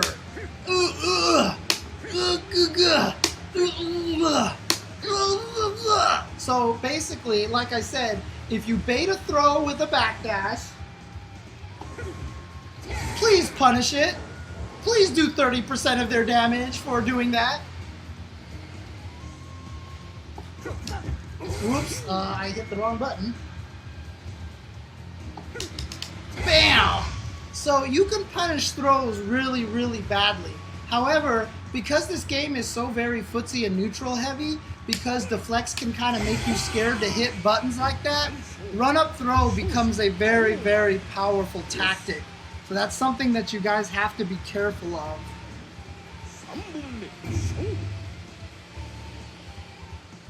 Alright guys, I'm going to take another quick break, but I'm not going to go to a commercial or anything. I'm just going to sit here and hang out with you guys because they're literally spraying right outside my sliding door right now. And so I don't know if you can hear that, but it is definitely getting loud. And I will answer questions. So Omega Chainox, for anybody who just joined, if you have any questions,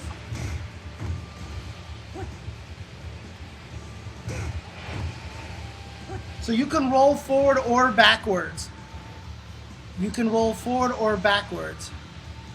I mean, can you hear that in the background, or does it sound okay? Does it sound okay? It's actually not too loud, huh? That's pretty cool. It's gonna be loud on the window over here.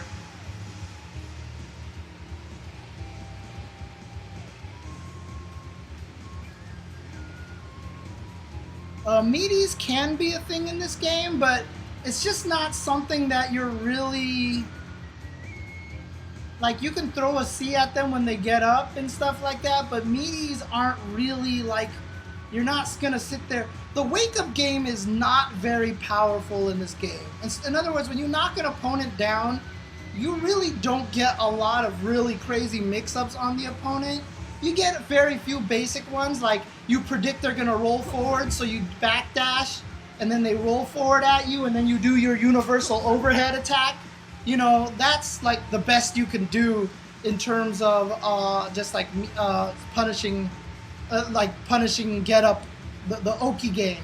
But for the most part, this game you are going to be focusing on this neutral spacing game. This is where it's going to be mostly there.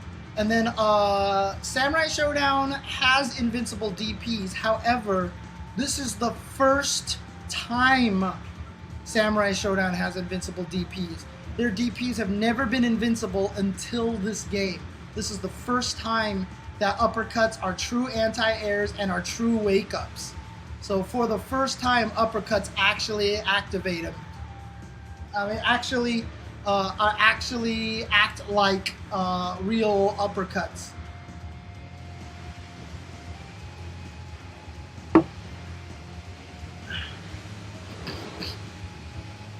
Oh, yeah, I mean, I think I think Aru mentioned that Jubei had, when he first does the dodge, like when he first goes into the pose, he has some invincibility, but he runs out of invincibility before he gets to the active frame, so it's not quite the same thing.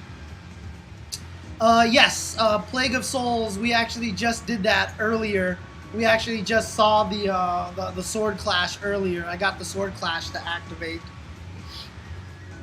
We talked about special moves in this game. Everybody has special moves in this game. You know, actually, for example, Yashamaru has, you know, quarter circle forward. He has this move here where he just slashes you. His uppercut motion makes him do this attack here, where he jumps forward, spins around, and attacks. And he misses like that, but in Rage it auto-corrects. It auto-corrects, and so if you actually go above their head like this and they block, sometimes they might not know which direction it goes. You can do some tricky things with it. So, but then he's got like an air fireball over here, where he attacks you from the air like this. He's also got an air fireball, but I'm just warning you, that is all delay. If I hit you cleanly with it, I get this cool animation. But if you block it, I'm basically dead because that was all delay. You see, I'm gonna hold up this time. Look at that delay. You can basically run up and see him for doing that. Hit him with a standing C almost for free when he goes and does that. So careful when you're using this dagger here. But he also has a double jump, and Yashamaru is the only one that has a double jump. So that's actually a really cool weapon that he has, a cool tool that he has. He's the only one with that. So using this, you could probably jump at someone, get them to whiff something, and then punish them with the dagger. That's probably the way you want to use it the most. You know, like run, jump at someone, jump away, and then pow, dagger them in their recovery. Is mostly going to be a punish tool more than anything else. But that example right there, those are some basically examples of special moves that you have. So very similar to all other fighting games, you just have special moves in this game, and some characters will have special moves on their kick buttons as well. Yashamaru does not have one, but Haomaru does. You use his sake bottle with the kick button, that's quarter circle back plus kick. That's how you do that. So there you go. If Oroha is in the game, she would also have a double jump. Okay. She's rumored to be DLC, huh? Interesting. Okay. Yeah, we don't know who DLC is except for Rimuru so far, so she's the only one that we know of so far. Then, as I mentioned before, there are instant overhead. So this is a B plus C. So again, dodge is A plus B, and then instant overhead is B plus C. This is an this is not an instant overhead, a universal overhead. So like in Third Strike, everybody has a universal overhead. So everybody has this. Now, the quality of your universal overhead is going to vary from character to character. So you saw Haoma right there just punches you in the face like that. Well, Yashamaru does a leaping attack. And so he actually has a low crush. See? So he can actually go over low attacks. So when the guy in chat previously asked if anybody has a low crush, the answer is some characters do, but not everybody. It just depends on what your instant overhead, or if you just have a special move that does a hop like that. So, unlike Samurai Shodown 5 Special, there is no OTG attack. If you knock someone on the ground, there is no way to stab them while they are on the ground or kick them while they are on the ground. They are completely safe when they are on the ground. So there is no hitting enemies on the ground in this game. Now, Jubei has this universal overhead, except it actually knocks people down. So Jubei's universal overhead is super good. So when he hits you with it, he actually knocks you down to the ground and keeps you with some pressure and stuff like that. So that is a really good question. Every time I try to use the controller down there, my cat starts headbutting me. I mean, look. Oh, wrong camera. Hang on a second. Look at this. So she's standing there by my joystick, and I'm like, let me go hit a button. And then she's like, oh, please, Daddy, I want some love. I want some scrubs and hugs and stuff. Look at this girl. Oh, you're so cute.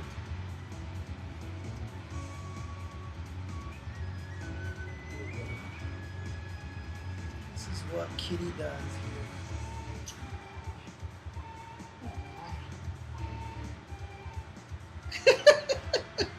I can't hit the buttons on my controller. Oh. She's like, feed me, please, food? Food? Can I get some food? This cat break sponsored to you by... Oh, man. Very spoiled cat. Very, very spoiled cat. Alright, let's go back to this here again. Alright, so, instant overheads, are they... Oh, God! The cat walked on my kick button. The cat killed me. The cat killed me. She walked on the kick button and it killed Harumaru. Wonderful. Thank you, cat. Why are you so adorable? Why are you so adorable? And here comes cat number 2 as well. Alright, let's see if I can try to do this here.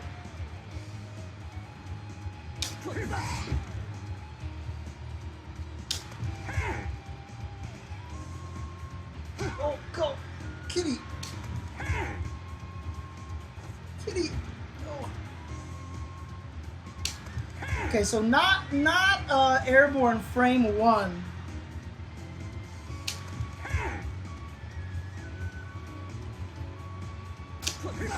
But, you know, airborne pretty early. Pretty early, basically. So you still have to do it maybe slightly before he goes for the throw. One of these days, I'm sure people will find out the exact frame data for those, and we'll be able to figure out exactly how that works. So, okay, but yeah, instant overheads, universal mechanic. Everybody's got it. Can I do it when I drop my weapon? Yeah, I can still do it. But what about Yashamaru? Can he do it after he drops his weapon? Oh, he can. He gets a kick. Look at that. He actually gets a special animation. So you can actually still do universal overheads after you drop your weapon. Interesting.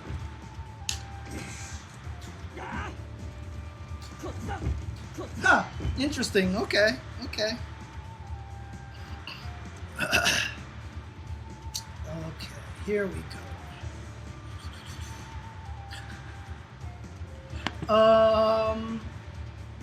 Does it?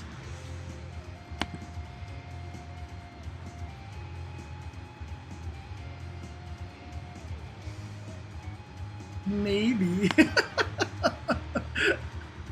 Oh man. Okay. Anyways, how negative are universal overheads on block? That's a great question. Ow! I hit the wrong button! Damn it! How did I even hit that button?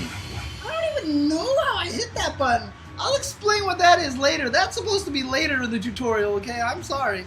I'm sorry.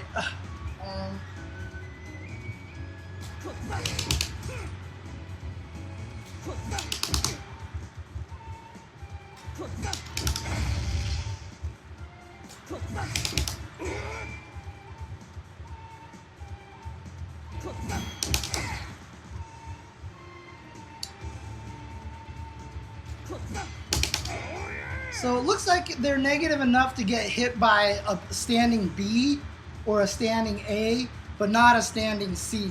So in other words, if I block it, I can probably do as a punish, right? So I could just do B into uppercut as a punish, for example, like that. So there you go.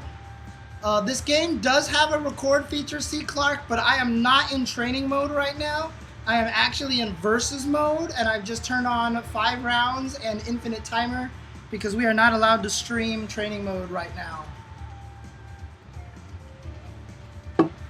That is one of the requirements that they had for me when I got the game early. So I am obeying that kind of thing like that. So it's an embargo, but there definitely is a training mode that has all sorts of cool features in it. I just can't use any of them right now due to embargoes, due to early copy embargoes.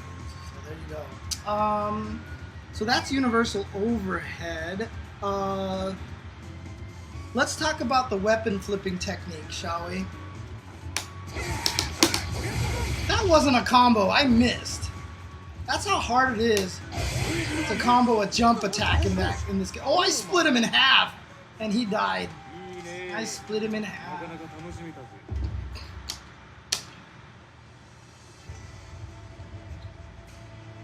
So, the way weapon flipping techniques, aka supers, so if you hear someone say WFT, they're not messing up WTF. It's a weapon flipping technique, WFT, and you can call them supers. So the way they work is that you have a super meter down at the bottom.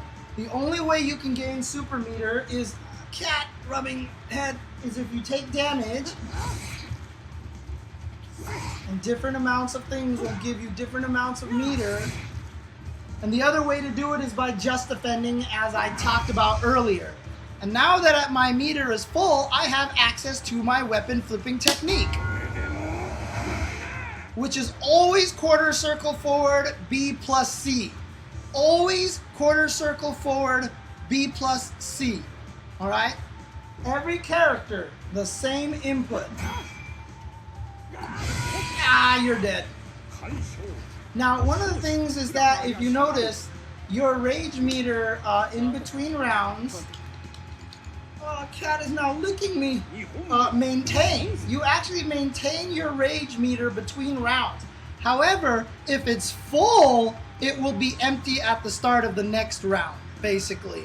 No, actually it won't. No, it stays. If it's full, it'll start at the next round full.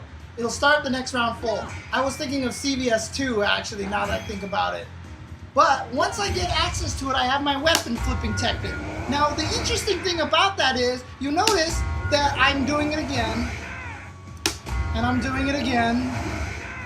I'm gonna do it whoops, I messed up. But I'm gonna do it one more time over here, just for fun. Okay, and now it ran out and the whole meter drained. So, here's a couple of rules about the weapon flipping technique. If it doesn't hit the opponent, and that also means if they block it as well.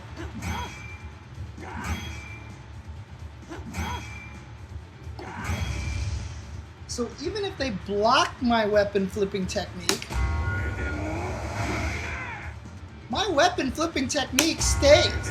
I get to keep trying it again. It only goes away if I hit the opponent. So it only goes away if I hit the opponent.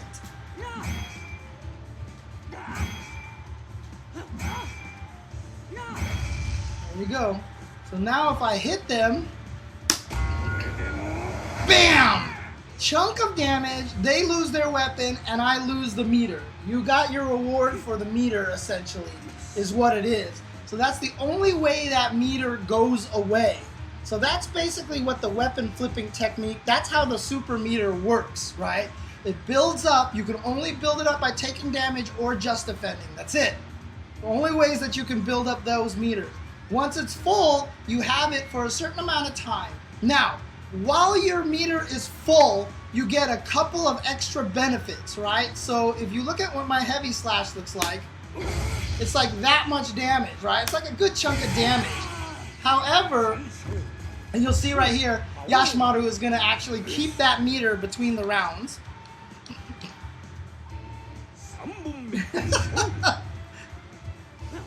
And so you see the damage right there? You see how much damage that did? That was like 35% right there. That's like almost a third of his life that he just took out right there with that standing heavy slash. But without the rage meter, without the rage meter, it only does like 30%. Now, here's the tricky part about this. Shoutouts to Oni Ramen for the continued sub. Here's the interesting part about this. When it is filled up, it stays full for a certain amount of time. That amount of time is different for every character. Some characters' weapon flipping technique, or some characters' rage meter stay full much longer than other characters. Some characters like Nako, their meter is only like 8 seconds long, and then Ukyo's is like 30 seconds long. But that's also because Nako's weapon flipping technique is super good, and Ukyo's is terrible. So for Ukyo, you use it more for the damage boost than you actually use it for the super. Also, the amount of meter you gain from the damage that you take is not a 1-to-1 ratio of damage. The amount of extra damage you get from rage is not consistent character to character.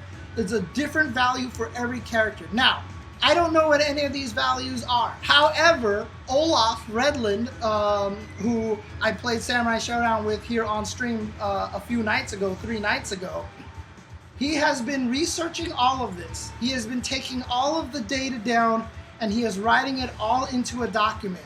Once we are able to, once the game is released, he will be publishing this document. So follow Olaf Redland at OLAF REDLAND.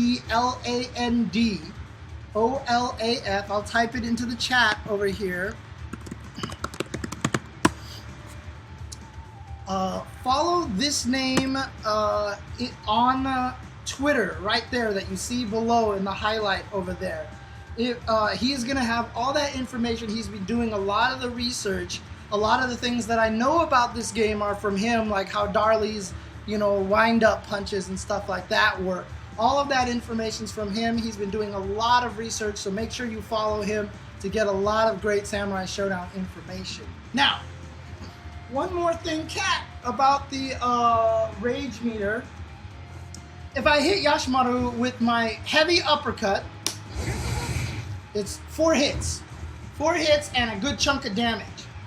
When I am in cat rage, if I do fierce uppercut, it is now 12 hits and does a little bit more damage. Every character in this game has one move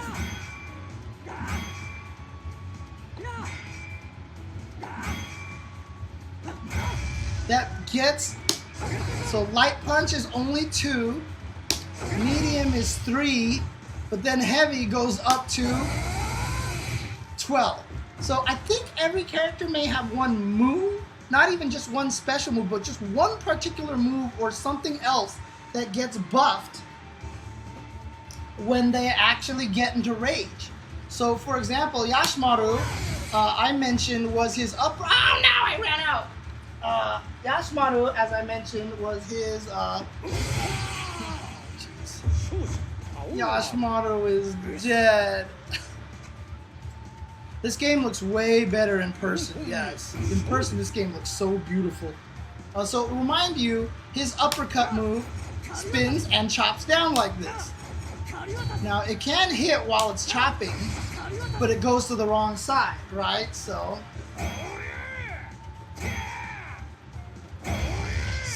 when I do this now, it auto-corrects, if you saw that. So it will actually turn around, and it's all 3 versions too. So he's an example of a character whose special move gets buffed. His special move gets buffed, not just one version of it, because if you look at Haomaru over here, his light uppercut is still going to be 2 hits, and his medium one is still going to be 3 hits. So it's only the heavy uppercut that gets buffed. But nothing else gets buffed. His fireball doesn't get buffed. His water bottle doesn't get buffed. That move doesn't get buffed. That overhead, and etc. etc. Does it turn around when not getting crossed up? What a wonderful question. I don't think it does. Hi, cat. All right. So if I do it now.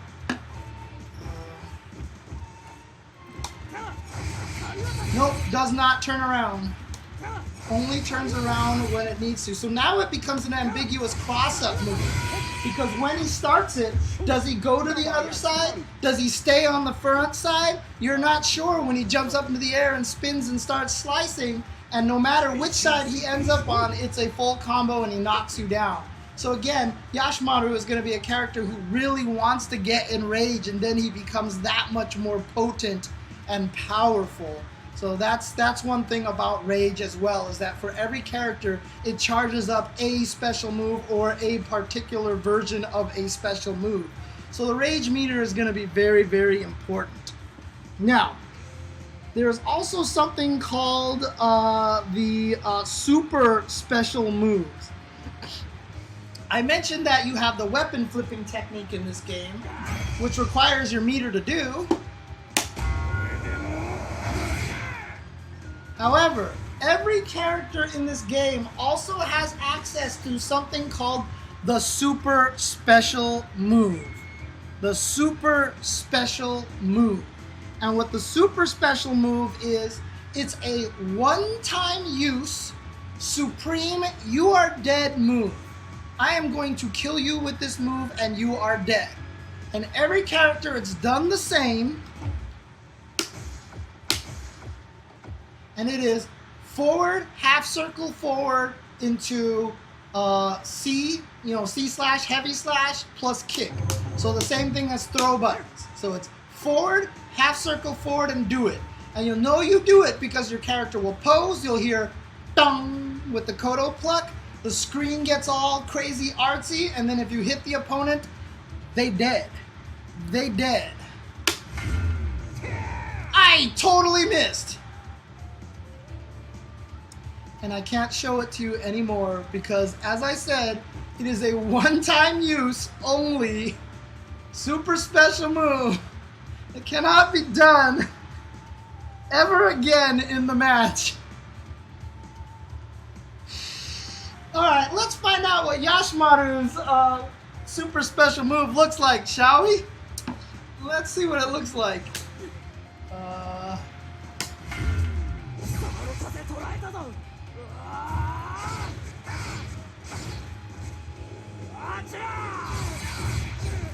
And as I said, you are dead.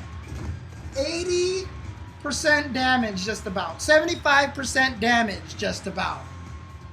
So if I had landed it on Yashamaru, he'd be dead after that. Like that's at death kill range right there. So it is a special super move like that is just designed for a one-time use, kill them death kind of thing. Now, the ability to land this is not exactly the easiest thing because you cannot cancel into it. So even though it's a little fast, it is not very good.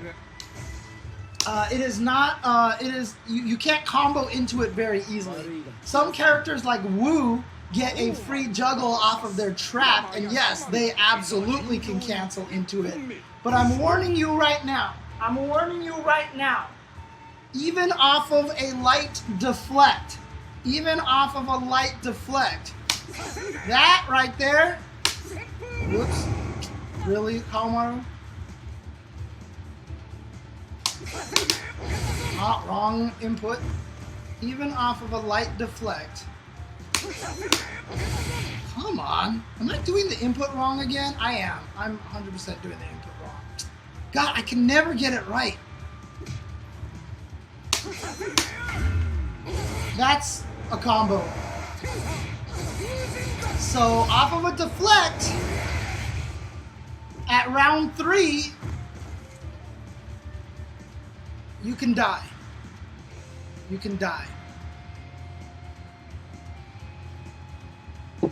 However, I can't do it anymore. I just can't do it anymore. I'm not allowed to do it anymore. Not even next round, nothing. It's just gone. You have no access to it ever again. That's the end of it. You have nothing left. Can't do it anymore. And that is on hit or on whiff. It doesn't matter. So whiff, I can't ever do it again.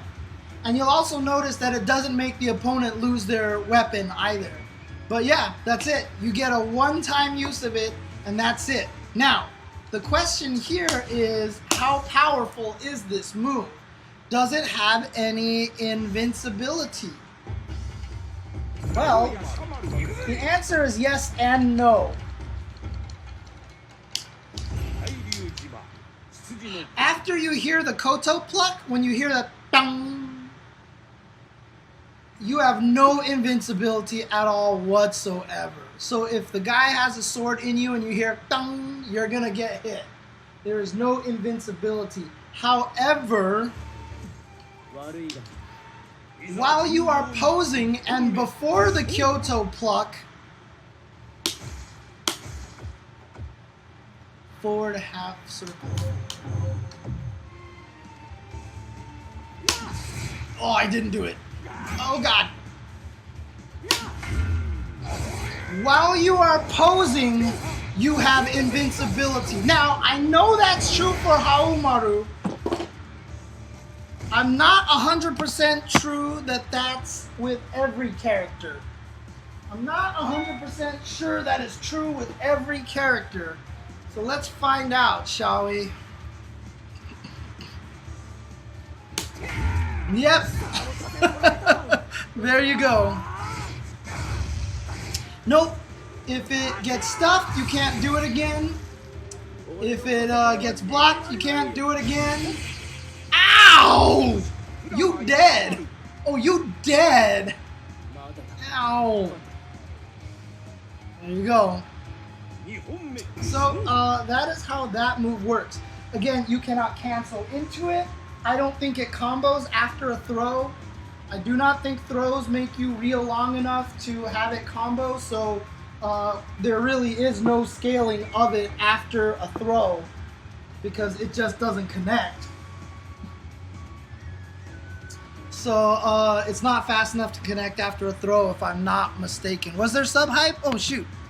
Whoever subbed, thank you. I didn't see. It should be in the chat too, unless you're talking about yourself, Oni Ramen, because you did sub hype. You did hype sub. By the way, back throws have a little bit more hit stun than forward throws. So there are some characters like Darli who can combo a standing C off of back throw, but not a standing C off of forward throw. Again, this is information compiled by Olaf Redland, who relayed this to me. So thank you to him for giving me a lot of this information. So thank you. I mean, maybe someone did Oni Ramen and the messaging system is just slow or something like that. But that's that situation right there. Samurai Shodown is best of 3 by default. I only have it set to best of 5 right now, just so I can have a pseudo training mode while the training mode embargo is still on. So, okay, that is the super duper. I call it super duper, super supers, or you know, the super special moves. It's just basically the one-time kill you move.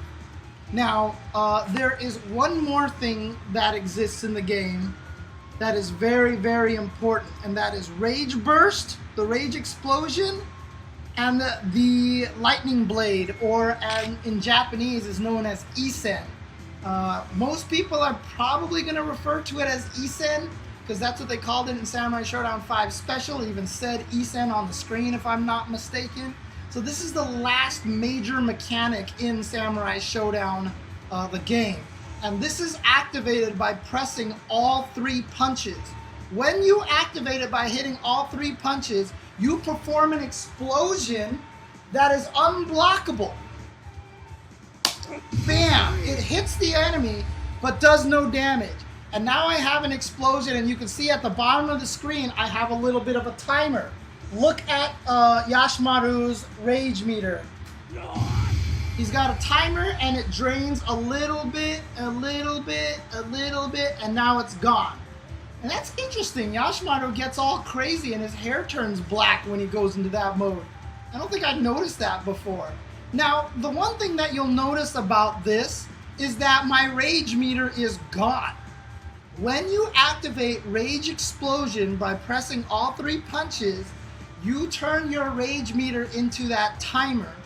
And once that timer ends, you do not have a rage meter for the rest of the game.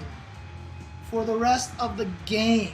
Just like the super duper, just like the super special move, you only get it once per game. If you activate the rage burst, that's it. You get no more rage bursts. You don't get rage. You don't get weapon flipping techniques. That's all gone. If you haven't used it yet, you can still use your super special move. You can still use the super duper, but you cannot do anything with your rage meter. You don't get any EX moves. Your rage meter is just gone, solid gone, and it is not there for you to use anymore.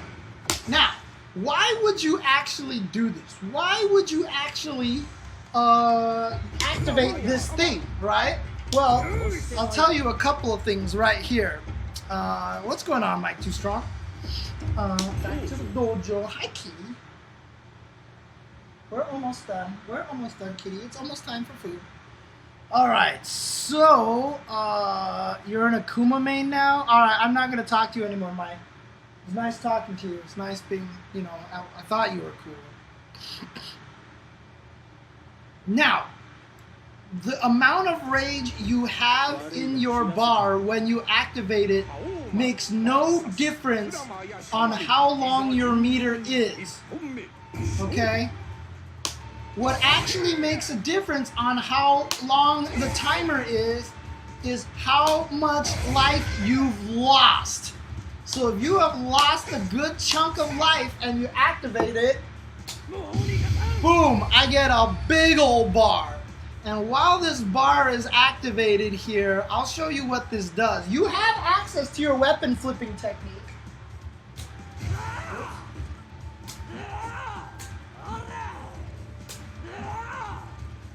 At least I thought you did. Maybe you don't. Maybe you don't have access to your weapon flipping technique. I thought I did. I thought you did have access to it. Oh well, whatever. But that makes it longer. So that's the thing. So now the questions are, why would you ever use this? What's the point of it? What's good about Rage Burst, etc., etc.? Okay, so there's 3 things that are good about it. 1, we can't actually see this right now because I have the timer set to infinite. Furumuru, we're almost done actually because I've gone through all the systems.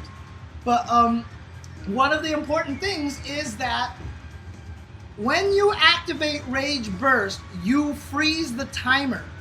As long as you have meter in your bar, the timer will not go down. So if you are at the very last round, if you are on the very last round and you have no time left and you really need to win that round, or even on the second round, let's say the other person won the first round, the second round, they're about to time you out, you can activate Issen, you can activate the Rage Burst, and then you can basically be in rage mode, and that will freeze the timer to give you extra time to try to win the round. So that's actually really, really kind of cool. Another reason to use this thing is because it's actually a Guilty Gear burst. It's actually a Guilty Gear burst. I can activate it when I'm getting hit. So when I'm getting hit, boom, I can activate it and the Rage Explosion will hit the enemy. Will hit the enemy and knock them back, okay? And so that's a nice thing about having the Rage Explosion. You can use it in situations where you know you're gonna die from a combo to save yourself. So here's a couple of things that are very important. If you save your Rage Burst, right? Remember how I showed you earlier, you can deflect into super duper, right? You can reflect into super special. You'll lose 80% of your life. Boy, that sucks. Well, guess what? You can actually get deflected, have them activated, and then burst out of that. And then you both lose a valuable resource. You lose your meter, you lose your rage meter, and they lose access to their super duper. So a lot of times you kind of want to keep your rage burst just in case they go for a deflect into a super special move. So there's this kind of tug of war. Do you spend it? Do you not? Do you bait them? Some characters can combo into their weapon flipping technique. So some characters can throw dash B into their weapon flipping technique. So you can burst there to keep yourself from losing your weapon, because you don't want to lose your weapon, because that sucks too, right? Now, here's the thing. After you activate it, you also get access to one last attack, which is the lightning dash, aka the Issen. The Issen. The Issen is terrifying because the amount of damage it does is based on how much meter you have left in your gauge. And it is activated simply by pressing all three buttons, has invulnerability, and can kill people who jump, for example.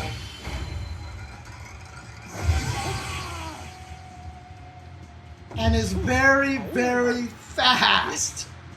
It doesn't go full screen, but it goes very far. And when blocked, it is very punishable. But what I want to show you now is how much damage you can take from Issen. Because you couldn't see how much damage you could take because Yashamaru had no life left. But now let me show you what Issen damage looks like.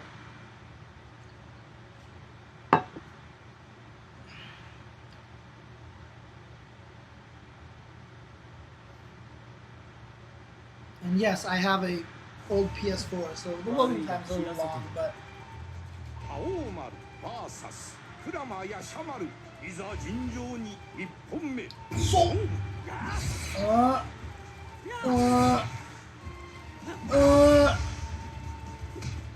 by the way, every character has a different damage multiplier as well. Nakoruru takes 110% damage.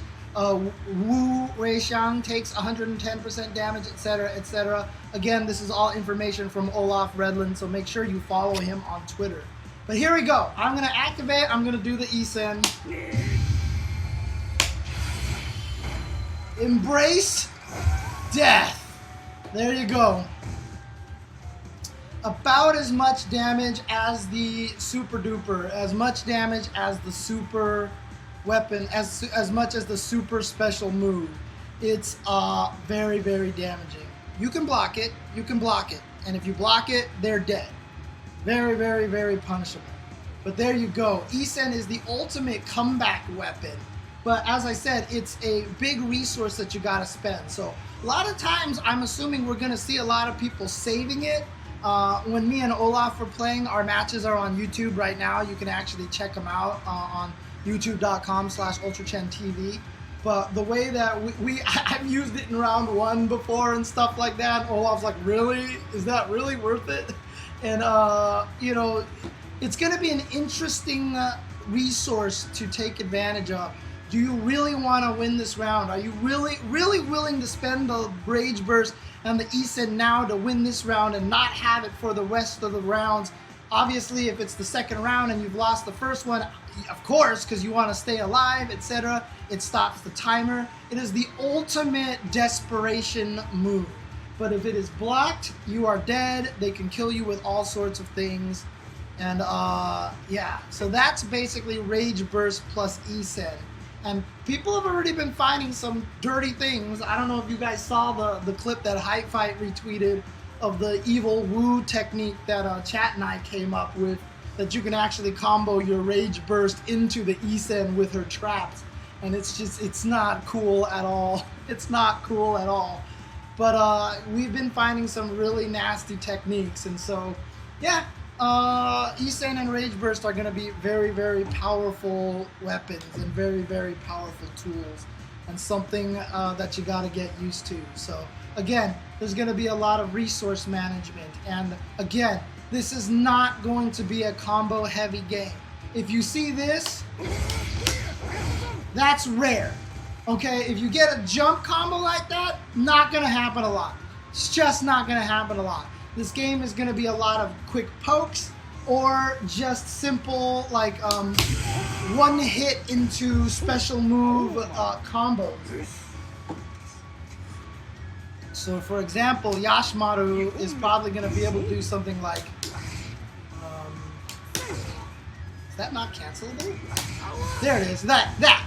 2-hit combos are going to be common. Oh, is it only close-up? Oh, he's got a close-up crouching B. So he's got close-up crouching C and B. So you're going to see stuff like that a lot. Like Ukyo, for example, stand far B cancels into quarter circle forward light punch.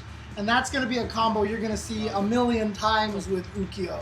You know, so stuff like that is what you're going to see the most, is one hit, special move. One hit, special move.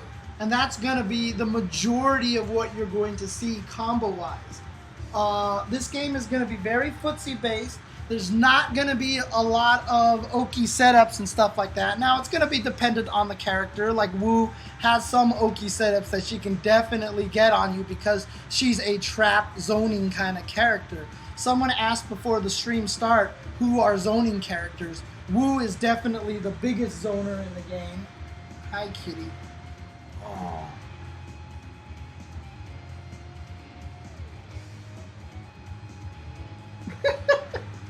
She's just like, meow, meow.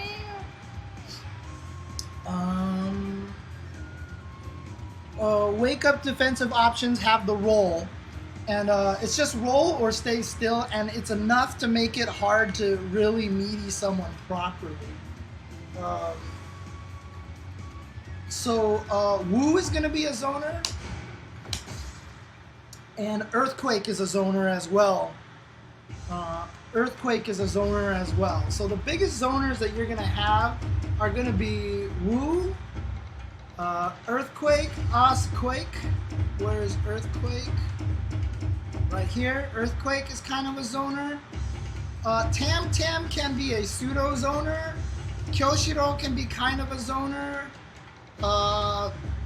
Jubei maybe a little bit, just because his fireball is really good. But for the most part, it's going to be a very neutral, heavy game. Charlotte can be a decent zoner as well. But yeah, that's basically the way it works. So this game is not going to be combo heavy. It's not going to be vortex heavy. It's not going to be set play heavy. It's going to be very much... And one thing, again, I mentioned this at the beginning. Yes, the walk speeds are slow. You'll get used to it. It's fine. Your ranges are really, really good in this game. And the precision is nice in the footsies. Secondly, you're not going to want to hit a lot of buttons. And in fact, for the most part, one of the most dangerous things is that when I was playing against Olaf, he would see me hit standing C and he would deflect it on reaction when it was an 8-frame input lag. Now that the game is down to 4-frame input lag, which is one of the best out of all the fighting games, now that it is a 4-frame input lag, it is going to be much easier to react to standing Cs with the deflect. One of the things that you're going to want to learn about this game is to not hit standing C very often. Standing C is for punishes, it's for reads when they're going to run forward, but if you're trying to just raw poke, standing C feels cool because it does all this damage and it creates this awesome slowdown and it feels awesome. But if you're hitting C every other button, you are playing the game wrong. It is going to mostly be an A and B kind of game and a lot of kicks. And kicks are going to be very important. I talked about this during the section where I was talking about kicks. Because deflects are so potent in this game, kicks actually become very important because they're undeflectable. Find the move that your character has that is undeflectable and you can poke with those buttons a lot. Haomaru 6K, a forward kick. is a very, very good button, for example. So kicks become important. Don't underestimate the importance of kicks just because it's not drawing blood and it doesn't feel cool to stab them. You know, you're not stabbing them, you're just kicking them and it doesn't feel cool. Make sure you use the heavy slashes. Make sure you use the heavy slashes as sparingly as possible. Use them intelligently. Now, don't not ever use them, because if you never use them, then the opponent is never scared at that range, and you want to be able to be threatening at that range. Of course, different characters have different ranged Cs. Some characters don't have a ranged C at all. Nakaruru has a terrible range on her standing C, so she's not going to be able to use it the same way Haomaru or Yashamaru are going to use it. So it's going to be a character-to-character basis. But in general, you're going to be poking mostly with kick or with A's, B's, and kicks. You're going to be doing a lot of short sprints, like short runs. You'll probably be using Deflect a lot, and if you're fighting against a character that does not have a true invincible DP, you probably will be jumping at them quite a bit. And especially if you use a character like Charlotte, because Charlotte just has the most ridiculous jump ever. I'm not sure exactly when Rimuru comes out. I'm not actually sure.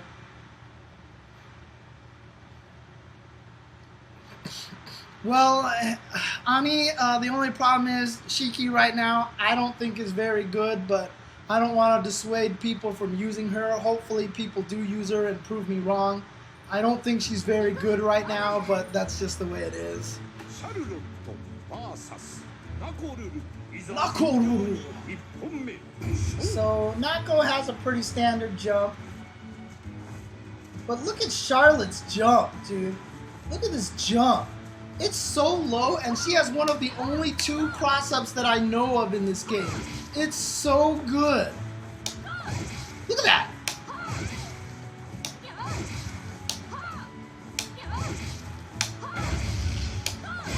That's so good. That's so good. My main is Jubei. So far, is Jubei. But I'm going to use a bunch of different characters, but Jubei I want to be my main character. He was always my favorite characters in the other Samurai Shodown games. But then look, Nako's, this is her standing C. So not everybody has that standing C range, right? Like even Charlotte's standing C isn't that far. Her crouching C has a little bit extra range. And then here Nako, for example, has the this move here, which doesn't deflect on block, which I think is actually a bad thing, because if it's blocked, oh wow, it's surprisingly safe. Whoa, you actually can't punish this. Wow, check this out.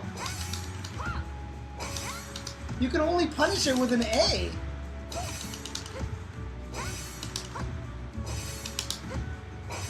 Well, maybe, there you go. Wow, that move is really safe. So that move is going to be really good. Wow, interesting. I said this before, Oni Ramen. Frame data is not going to mean shit in this game. Once you figure... God, I did it again. I swore it. I wanted this to be language safe. Frame data is basically not going to be important. You're going to figure out what's punishable, what's not punishable. You don't care. Almost everything is negative on block. Almost everything is punishable. There's going to be a very few rare moves like this. And don't forget, most moves go into the deflect animation, which changes everything and funnels it down into one common path anyway. And then once we figure out what throw frame startups are and overhead frame startups are, that's cool. But there's not going to be any frame kills. We're not going to have perfect meaty setups. There's none of this your turn, my turn stuff. It's like you block it, you're dead. Like that's just how it goes. So I think that's fantastic. That makes me excited to play a game where I don't have to think about frame data again. So I'm very much looking forward to it. But you can see Charlotte's standing B is very good. Standing B is very good. So I think that this is going to be a very fun game. I think this is going to be cool. What character do I think would make a good guest character for this game? I mean, I'm going to be biased and say Baiken or Johnny because they're just badass and I love them to death. So they would probably be my first pick to put in this game. Yeah, Super Turbo Damage is in here for sure as well. Yeah, I probably don't really want guest characters in here, but I wouldn't hate it if it was like Baiken or Johnny or something like that. So, Neo Geo Collection does not have 5 special. If you're talking about the one that was on PS2, Thoth, the PS2 one does not have Samurai Shodown special. Does not have Samurai Shodown special. So, yeah, Johnny would be too broken in this game if they didn't adjust him, for sure, for sure. But there you go. That is basically the systems in Samurai Shodown. That's most of the systems. I think I got everything. And again, each character is pretty unique. They have a lot of really cool differences. And that first night that I played with Olaf, we were changing characters all over the place, and it really felt different. The one thing that I did like was that everybody had different flavors of everything, so that some characters did have ridiculous jumps. Some characters had terrible jumps. Some characters had really great runs. Some characters couldn't do much off of their throws. Some characters could do a lot off of their throws. And they really did a good job with that kind of balancing kind of act in there. So, you know, I feel really good about this game. I feel really hopeful for this game. This game is going to be an interesting one for viewers because it is going to be slow. And it is going to be a lot more about patience. And I am hoping the people who commentate this game, and I will be trying to commentate this game myself, can do a good job of bringing out the tense nature of this game. The kind of, you know, like the crack of the stick is going to all of a sudden make everybody go nuts.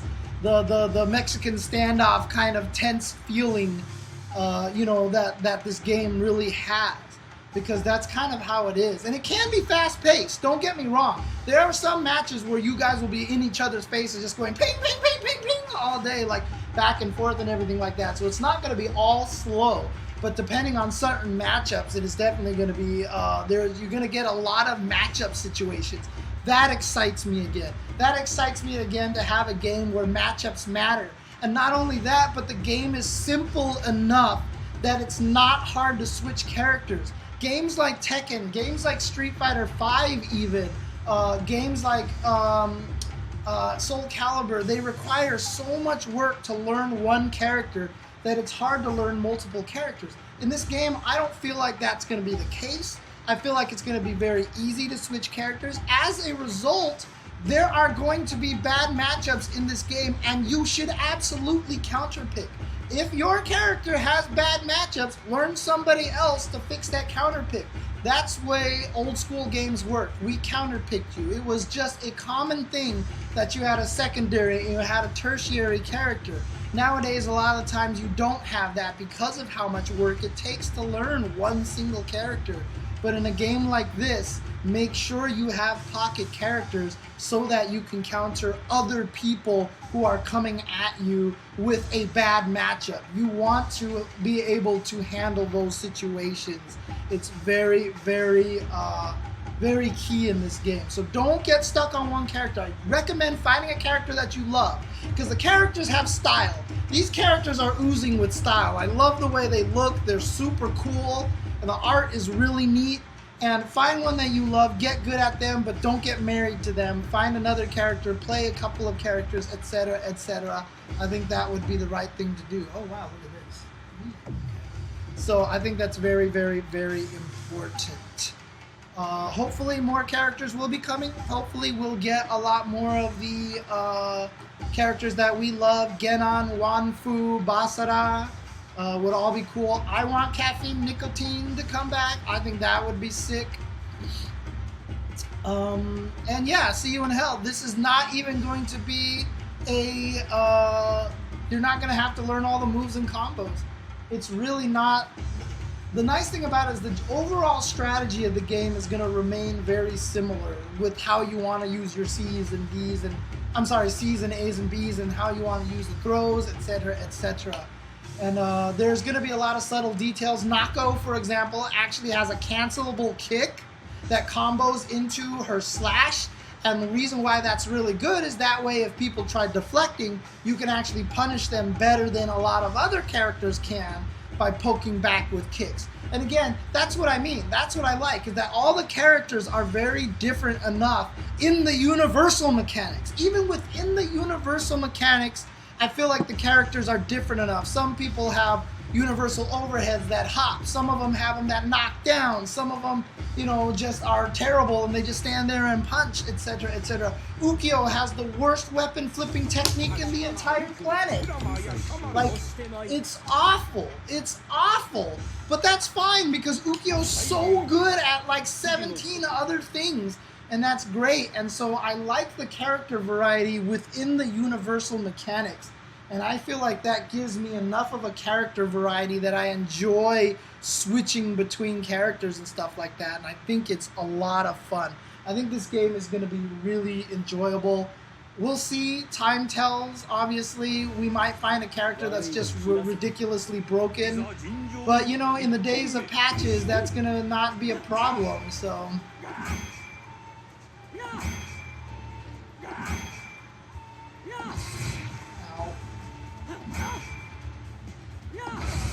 So here's Ukyo's weapon flipping technique, okay? And look at his jump. Look at his jump. Whee!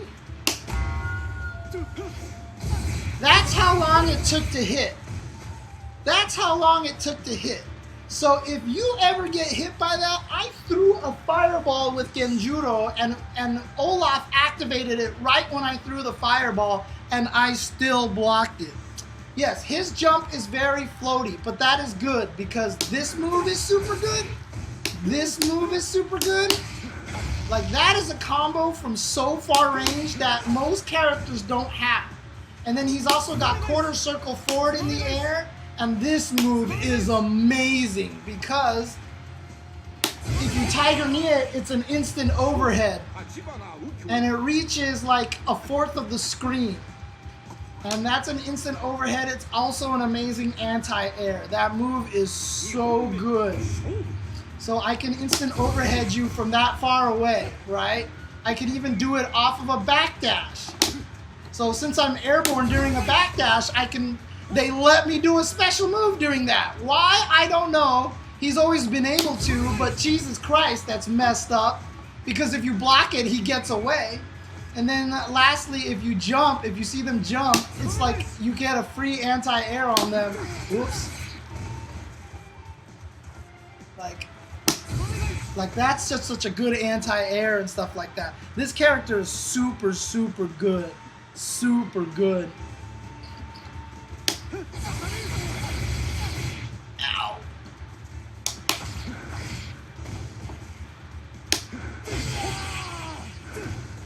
So there you go.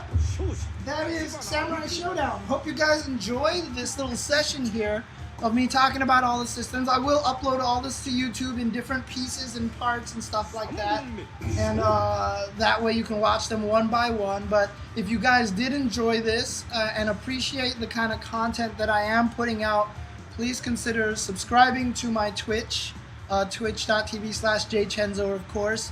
Always appreciate that. That kind of support helps me out a lot. You get access to cool cat emotes. You get cat emotes and all this stuff like that. You can also, if you rather, you can also check out my Patreon at patreon.com/jchensor. You see a list of my Patreons down there currently. For example, Eric Gamer, who's in the chat, is one of my Patreons. So thank you very much, Eric. Much appreciated. You get access to cool little benefits for being a Patreon as well. Also just donations, bits, anything like that helps. These all help it so that I can keep doing this kind of stuff, streaming these kind of content and doing all sorts of educational content for people on YouTube and on Twitch. Also just make sure to subscribe to youtube.com/ultrachentv. Of course, subscribing on YouTube is the same word for it, but it's free, so just subscribe so every time our videos go up, you'll know our content is there. We have all the Tuesday show stuff up there. David's been putting a lot of his vlogs up there. We've been putting out a lot of, you know, like educational content and other beginner content and stuff like that on there.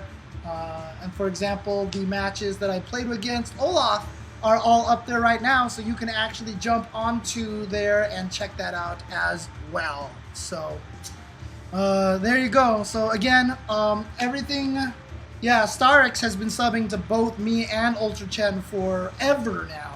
You can see StarX, he has a gold badge right now. He has a gold Delta Red badge. So shout out to him. Thank you very much. Ukyo's crouching kick does not still combo into Tiger Knee Firebird like in 5 special. It does not anymore. Olaf tested it out. Also, make sure you follow Olaf Redland on Twitch and on Twitcher. He is OLAF on both of these. On both of these, he's just Olaf Redland. He has been doing all sorts of research on Samurai Shodown. He's got documents that he's writing up that has all the information, like how much damage, extra damage characters take. Earthquake takes less damage. I think it takes like 95% damage, etc., etc. He's finding out all this cool like wiki information. So follow him on Twitter, so when that document goes up, you'll have access to it. He's also been streaming a lot of Samurai Shodown as well, so there's a lot of good information to be gleaned from him as well. You can also join the Discord down there. You can see right there, Investigation Cone has put out the link over there. You can join the Jchensor Dynasty Discord over there, where you'll get news that I'm streaming. Also, as you've seen in the slides at the bottom of the screen all the time, so you can also support me and get cool stuff for yourself by going to 86th.com. So you can check to see at the bottom right there a lot of the cool stuff that they get after this Discord here. You'll see keychains, cool t-shirts that they have, Guilty Gear shirts, Persona 5 gear like that. If you go to there by using tinyurl.com/86jchensor and purchase any items using that link, I get a part of the proceeds, and that helps me as well. So a lot of things you guys can do to help support me. Again, look, I'm bad at doing this, but I'm gonna do it just this one time here. You guys heard the noise that was outside. They're fixing the leaks in my home. I have leaks in my home. It's going to cost me God knows how much money.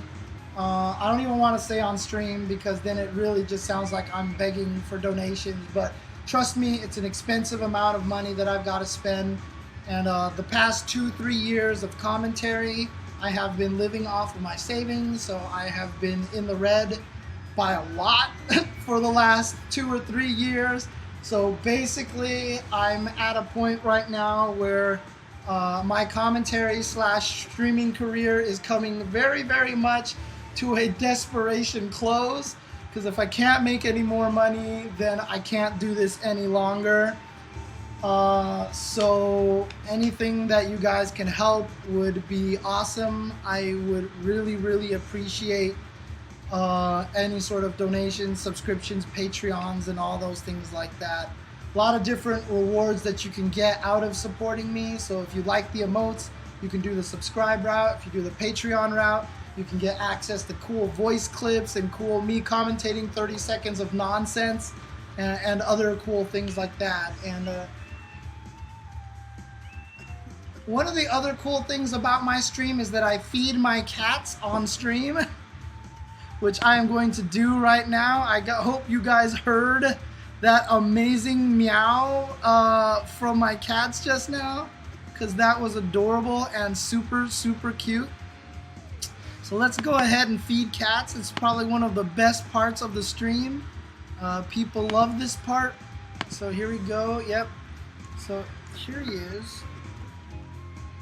Oh, he walked away. Oh, he's over there now. He's over there. Look at him. Look at him. And Jasmine is down over here.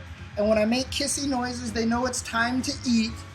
So they'll both whip their head and look at me when I make kissy noises.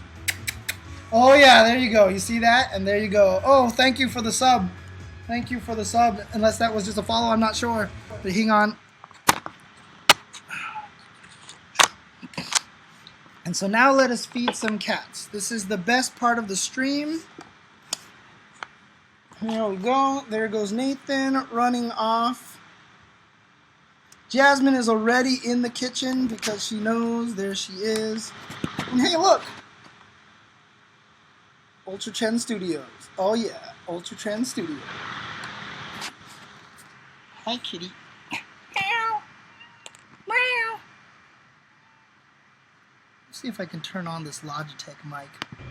Meow. Meow. Come on, Nathan. Meow. Meow. Meow. Oh, he doesn't want to meow anymore. Man. Oh, now he meows. Now he meows. Thanks. Thanks, Nathan. Thanks, Nathan, a lot. Alright. Oh, don't go anywhere yet, Furumuru. Stick around, please, to watch some cats. Oh, thank you for the sub, and I dropped my webcam. Sorry. Thank you for the subscription. Much appreciated. And thank you for the bits. Oh, dang, an anonymous cheer. Wow, thank you for the...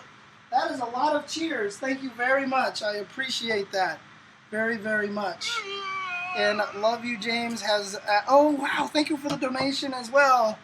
Man, I guess I need to do this more often. I just feel bad. I just really honestly feel bad being that guy going, please sub, please donate, please do all these things. I feel bad about it, but I mean, if you guys are willing to support, I mean, I'm just forever eternally grateful. So thank you guys very, very much. Let me also do one thing over here. Display capture. Chat emergency. Let me clip this again. Hang on, guys. Sorry about this. 100.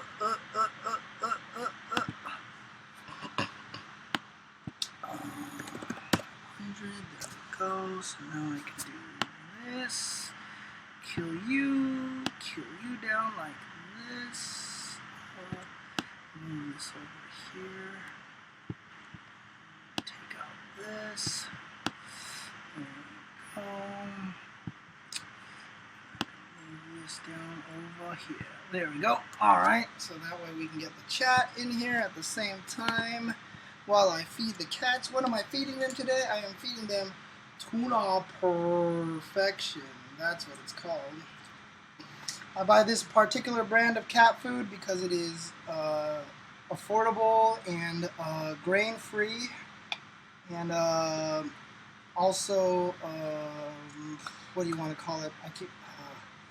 Meat byproduct free as well. So definitely try to make sure I get some healthy wet food for my cats and stuff. There's still grain in the dry food because I can't find grain-free cat food that doesn't also help kill the hairball problem. Because for anyone who doesn't actually own cats, when you see hairballs in comics and cartoons and stuff like that, it just looks like a ball of like a puff of fur, like lint. But actually, hairballs are actually the most disgusting thing in the world. They're so gross. Oh my god. And they are not pleasant at all. So I definitely want hairball control cat food. Oh, look, Jasmine's doing that cute thing. Come here, Jasmine. Do it again. Come here. Good girl. All right. Here we go. Time to eat.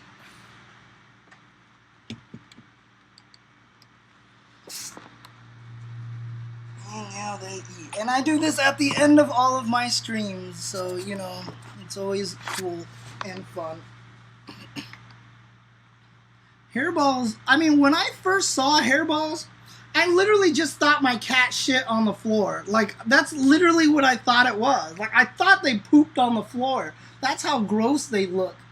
And then I realized, when I tried cleaning it up, it, like, dissolved into a, like it was like hair. It was just all hair, and I was like, oh my god, this is actually a hairball. It was kind of disgusting. What are you doing, Nathan? Stop looking at her food. Eat your own food. Jesus.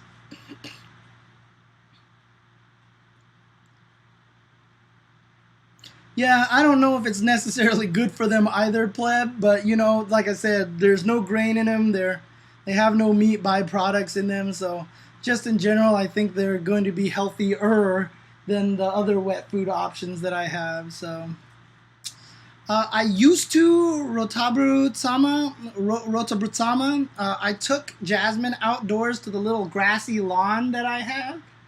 But she went out there and was like, ooh, grass, and started eating the grass. And cats and dogs will eat grass to kind of help them digest. And so I was like, okay, that's cool. Go ahead and eat the grass. But the thing about it is, she became addicted. Like, literally, I could not open my front door without her bursting out of my home, running to the lawn and eating grass. Like, she just went right out there. And I was like, what the hell?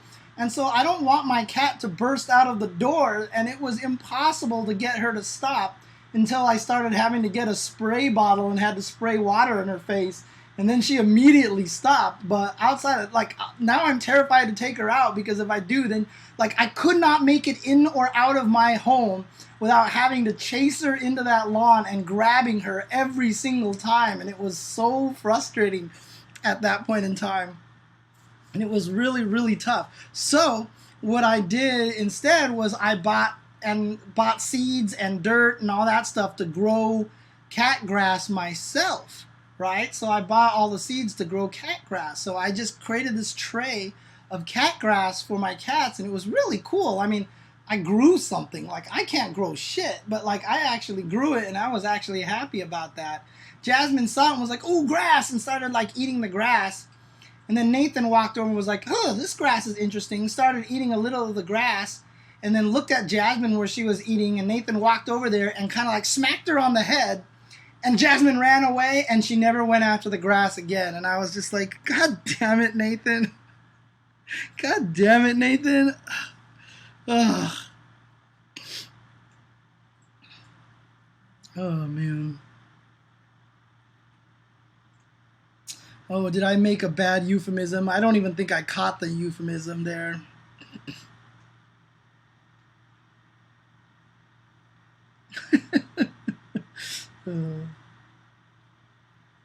Your cat eats chipmunk heads. Oh, I mean, look, I'm not even going to lie. Cats are some of the most dangerous, deadly creatures on the planet. They kill more things than, I mean, look, Nathan's done already. This guy eats so fast. They kill so many things. But I kind of use that. Like, every once in a while, I'll get like spiders or silverfish in my apartment. And if I see them, like, I'll just get them on a piece of paper, dump them onto this kitchen floor, then place my cat in front of it, and I walk away. Because my cat definitely eats silverfish and eats spiders. And I'm like, okay, you know, that's fine. You know, I don't have to kill it and feel bad. It's just nature taking its course. It's just nature. Dude, he's totally staring at her food. Nathan, stop. Come on, Nathan. Don't stare at her food. Yes, they are apex predators. They actually say that they can be responsible for the extinction of, like, the local extinction of a lot of creatures and stuff like that. So, I will be going to CEO, Neoak. I will be there. I will be there. I mean, a lot of times she doesn't finish the food, and Nathan will eat whatever's left over, even if it's one dry pellet or one little string of food that's hanging off of the edge like that. Nathan will go and eat that. He 100% will. Oh, for sure. Yeah. I will definitely be buying you a drink this time. For sure. For sure. Last time I was tired, I just didn't want to go out. Not this weekend, not next weekend, but the weekend after that, I think? Or is it next weekend? I can't remember anymore. Next weekend, okay. For sure, I will buy you that drink.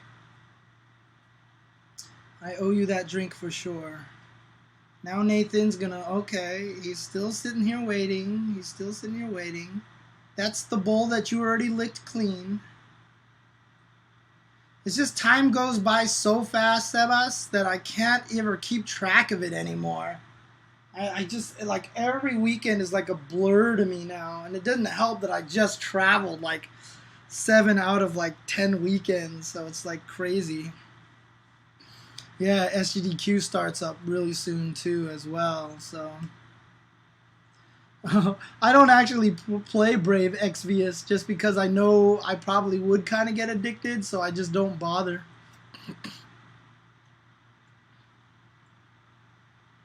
To Nathan emotes.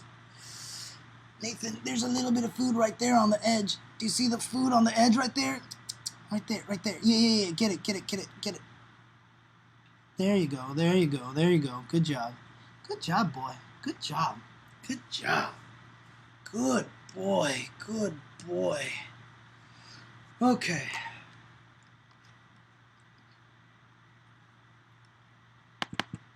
Good boy. Alrighty, guys. Well, thanks for tuning in and thanks for hanging out and watching everything. Thanks, guys, for the donations and the subs and all that stuff and the bits and everything like that. Every little bit helps, man. Every little bit helps. I much appreciated. DJ Blues, my FFRK. I'm actually kind of falling behind because I just don't spend enough money on the game. I don't spend any money on the game, and that game is like I don't have a lot of the buff weapons, so I'm still not beating a lot of the powerful stuff in the game. And so, but in any case, thanks guys for tuning in. Hope you guys enjoyed it. Hope you guys found all the Sam Show stuff useful. I'll be getting this stuff on YouTube very soon. I'll try to get it there as soon as I can. I'll probably do the editing this weekend and try to get it up onto our site this weekend. But in the meantime, thanks for tuning in. Thanks for hanging out. Before we go, I kept telling myself I want to not just leave. I don't want to just stop the stream. I actually want to start raiding people. So do you guys have a suggestion of who to raid right now? I'd like to raid FGC, guys.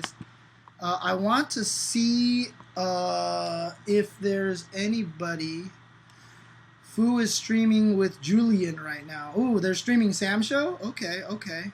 That's a great idea. If I can find another Sam Show stream.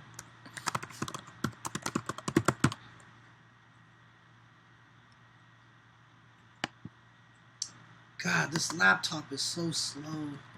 That's another thing I need to do too, is buy a laptop. I should probably put donation goal on my stream for a laptop, to be honest with you. Oh yeah, Funanigans. Hey, that's cool. Okay, they've got like 20-some viewers, so it'll be cool to send a bunch of you guys over there to go and hang out with Fu. So let's go ahead and do that, guys. Hope you guys enjoy watching Fu play some Samurai Shodown. Funanagims. Okay. Alright.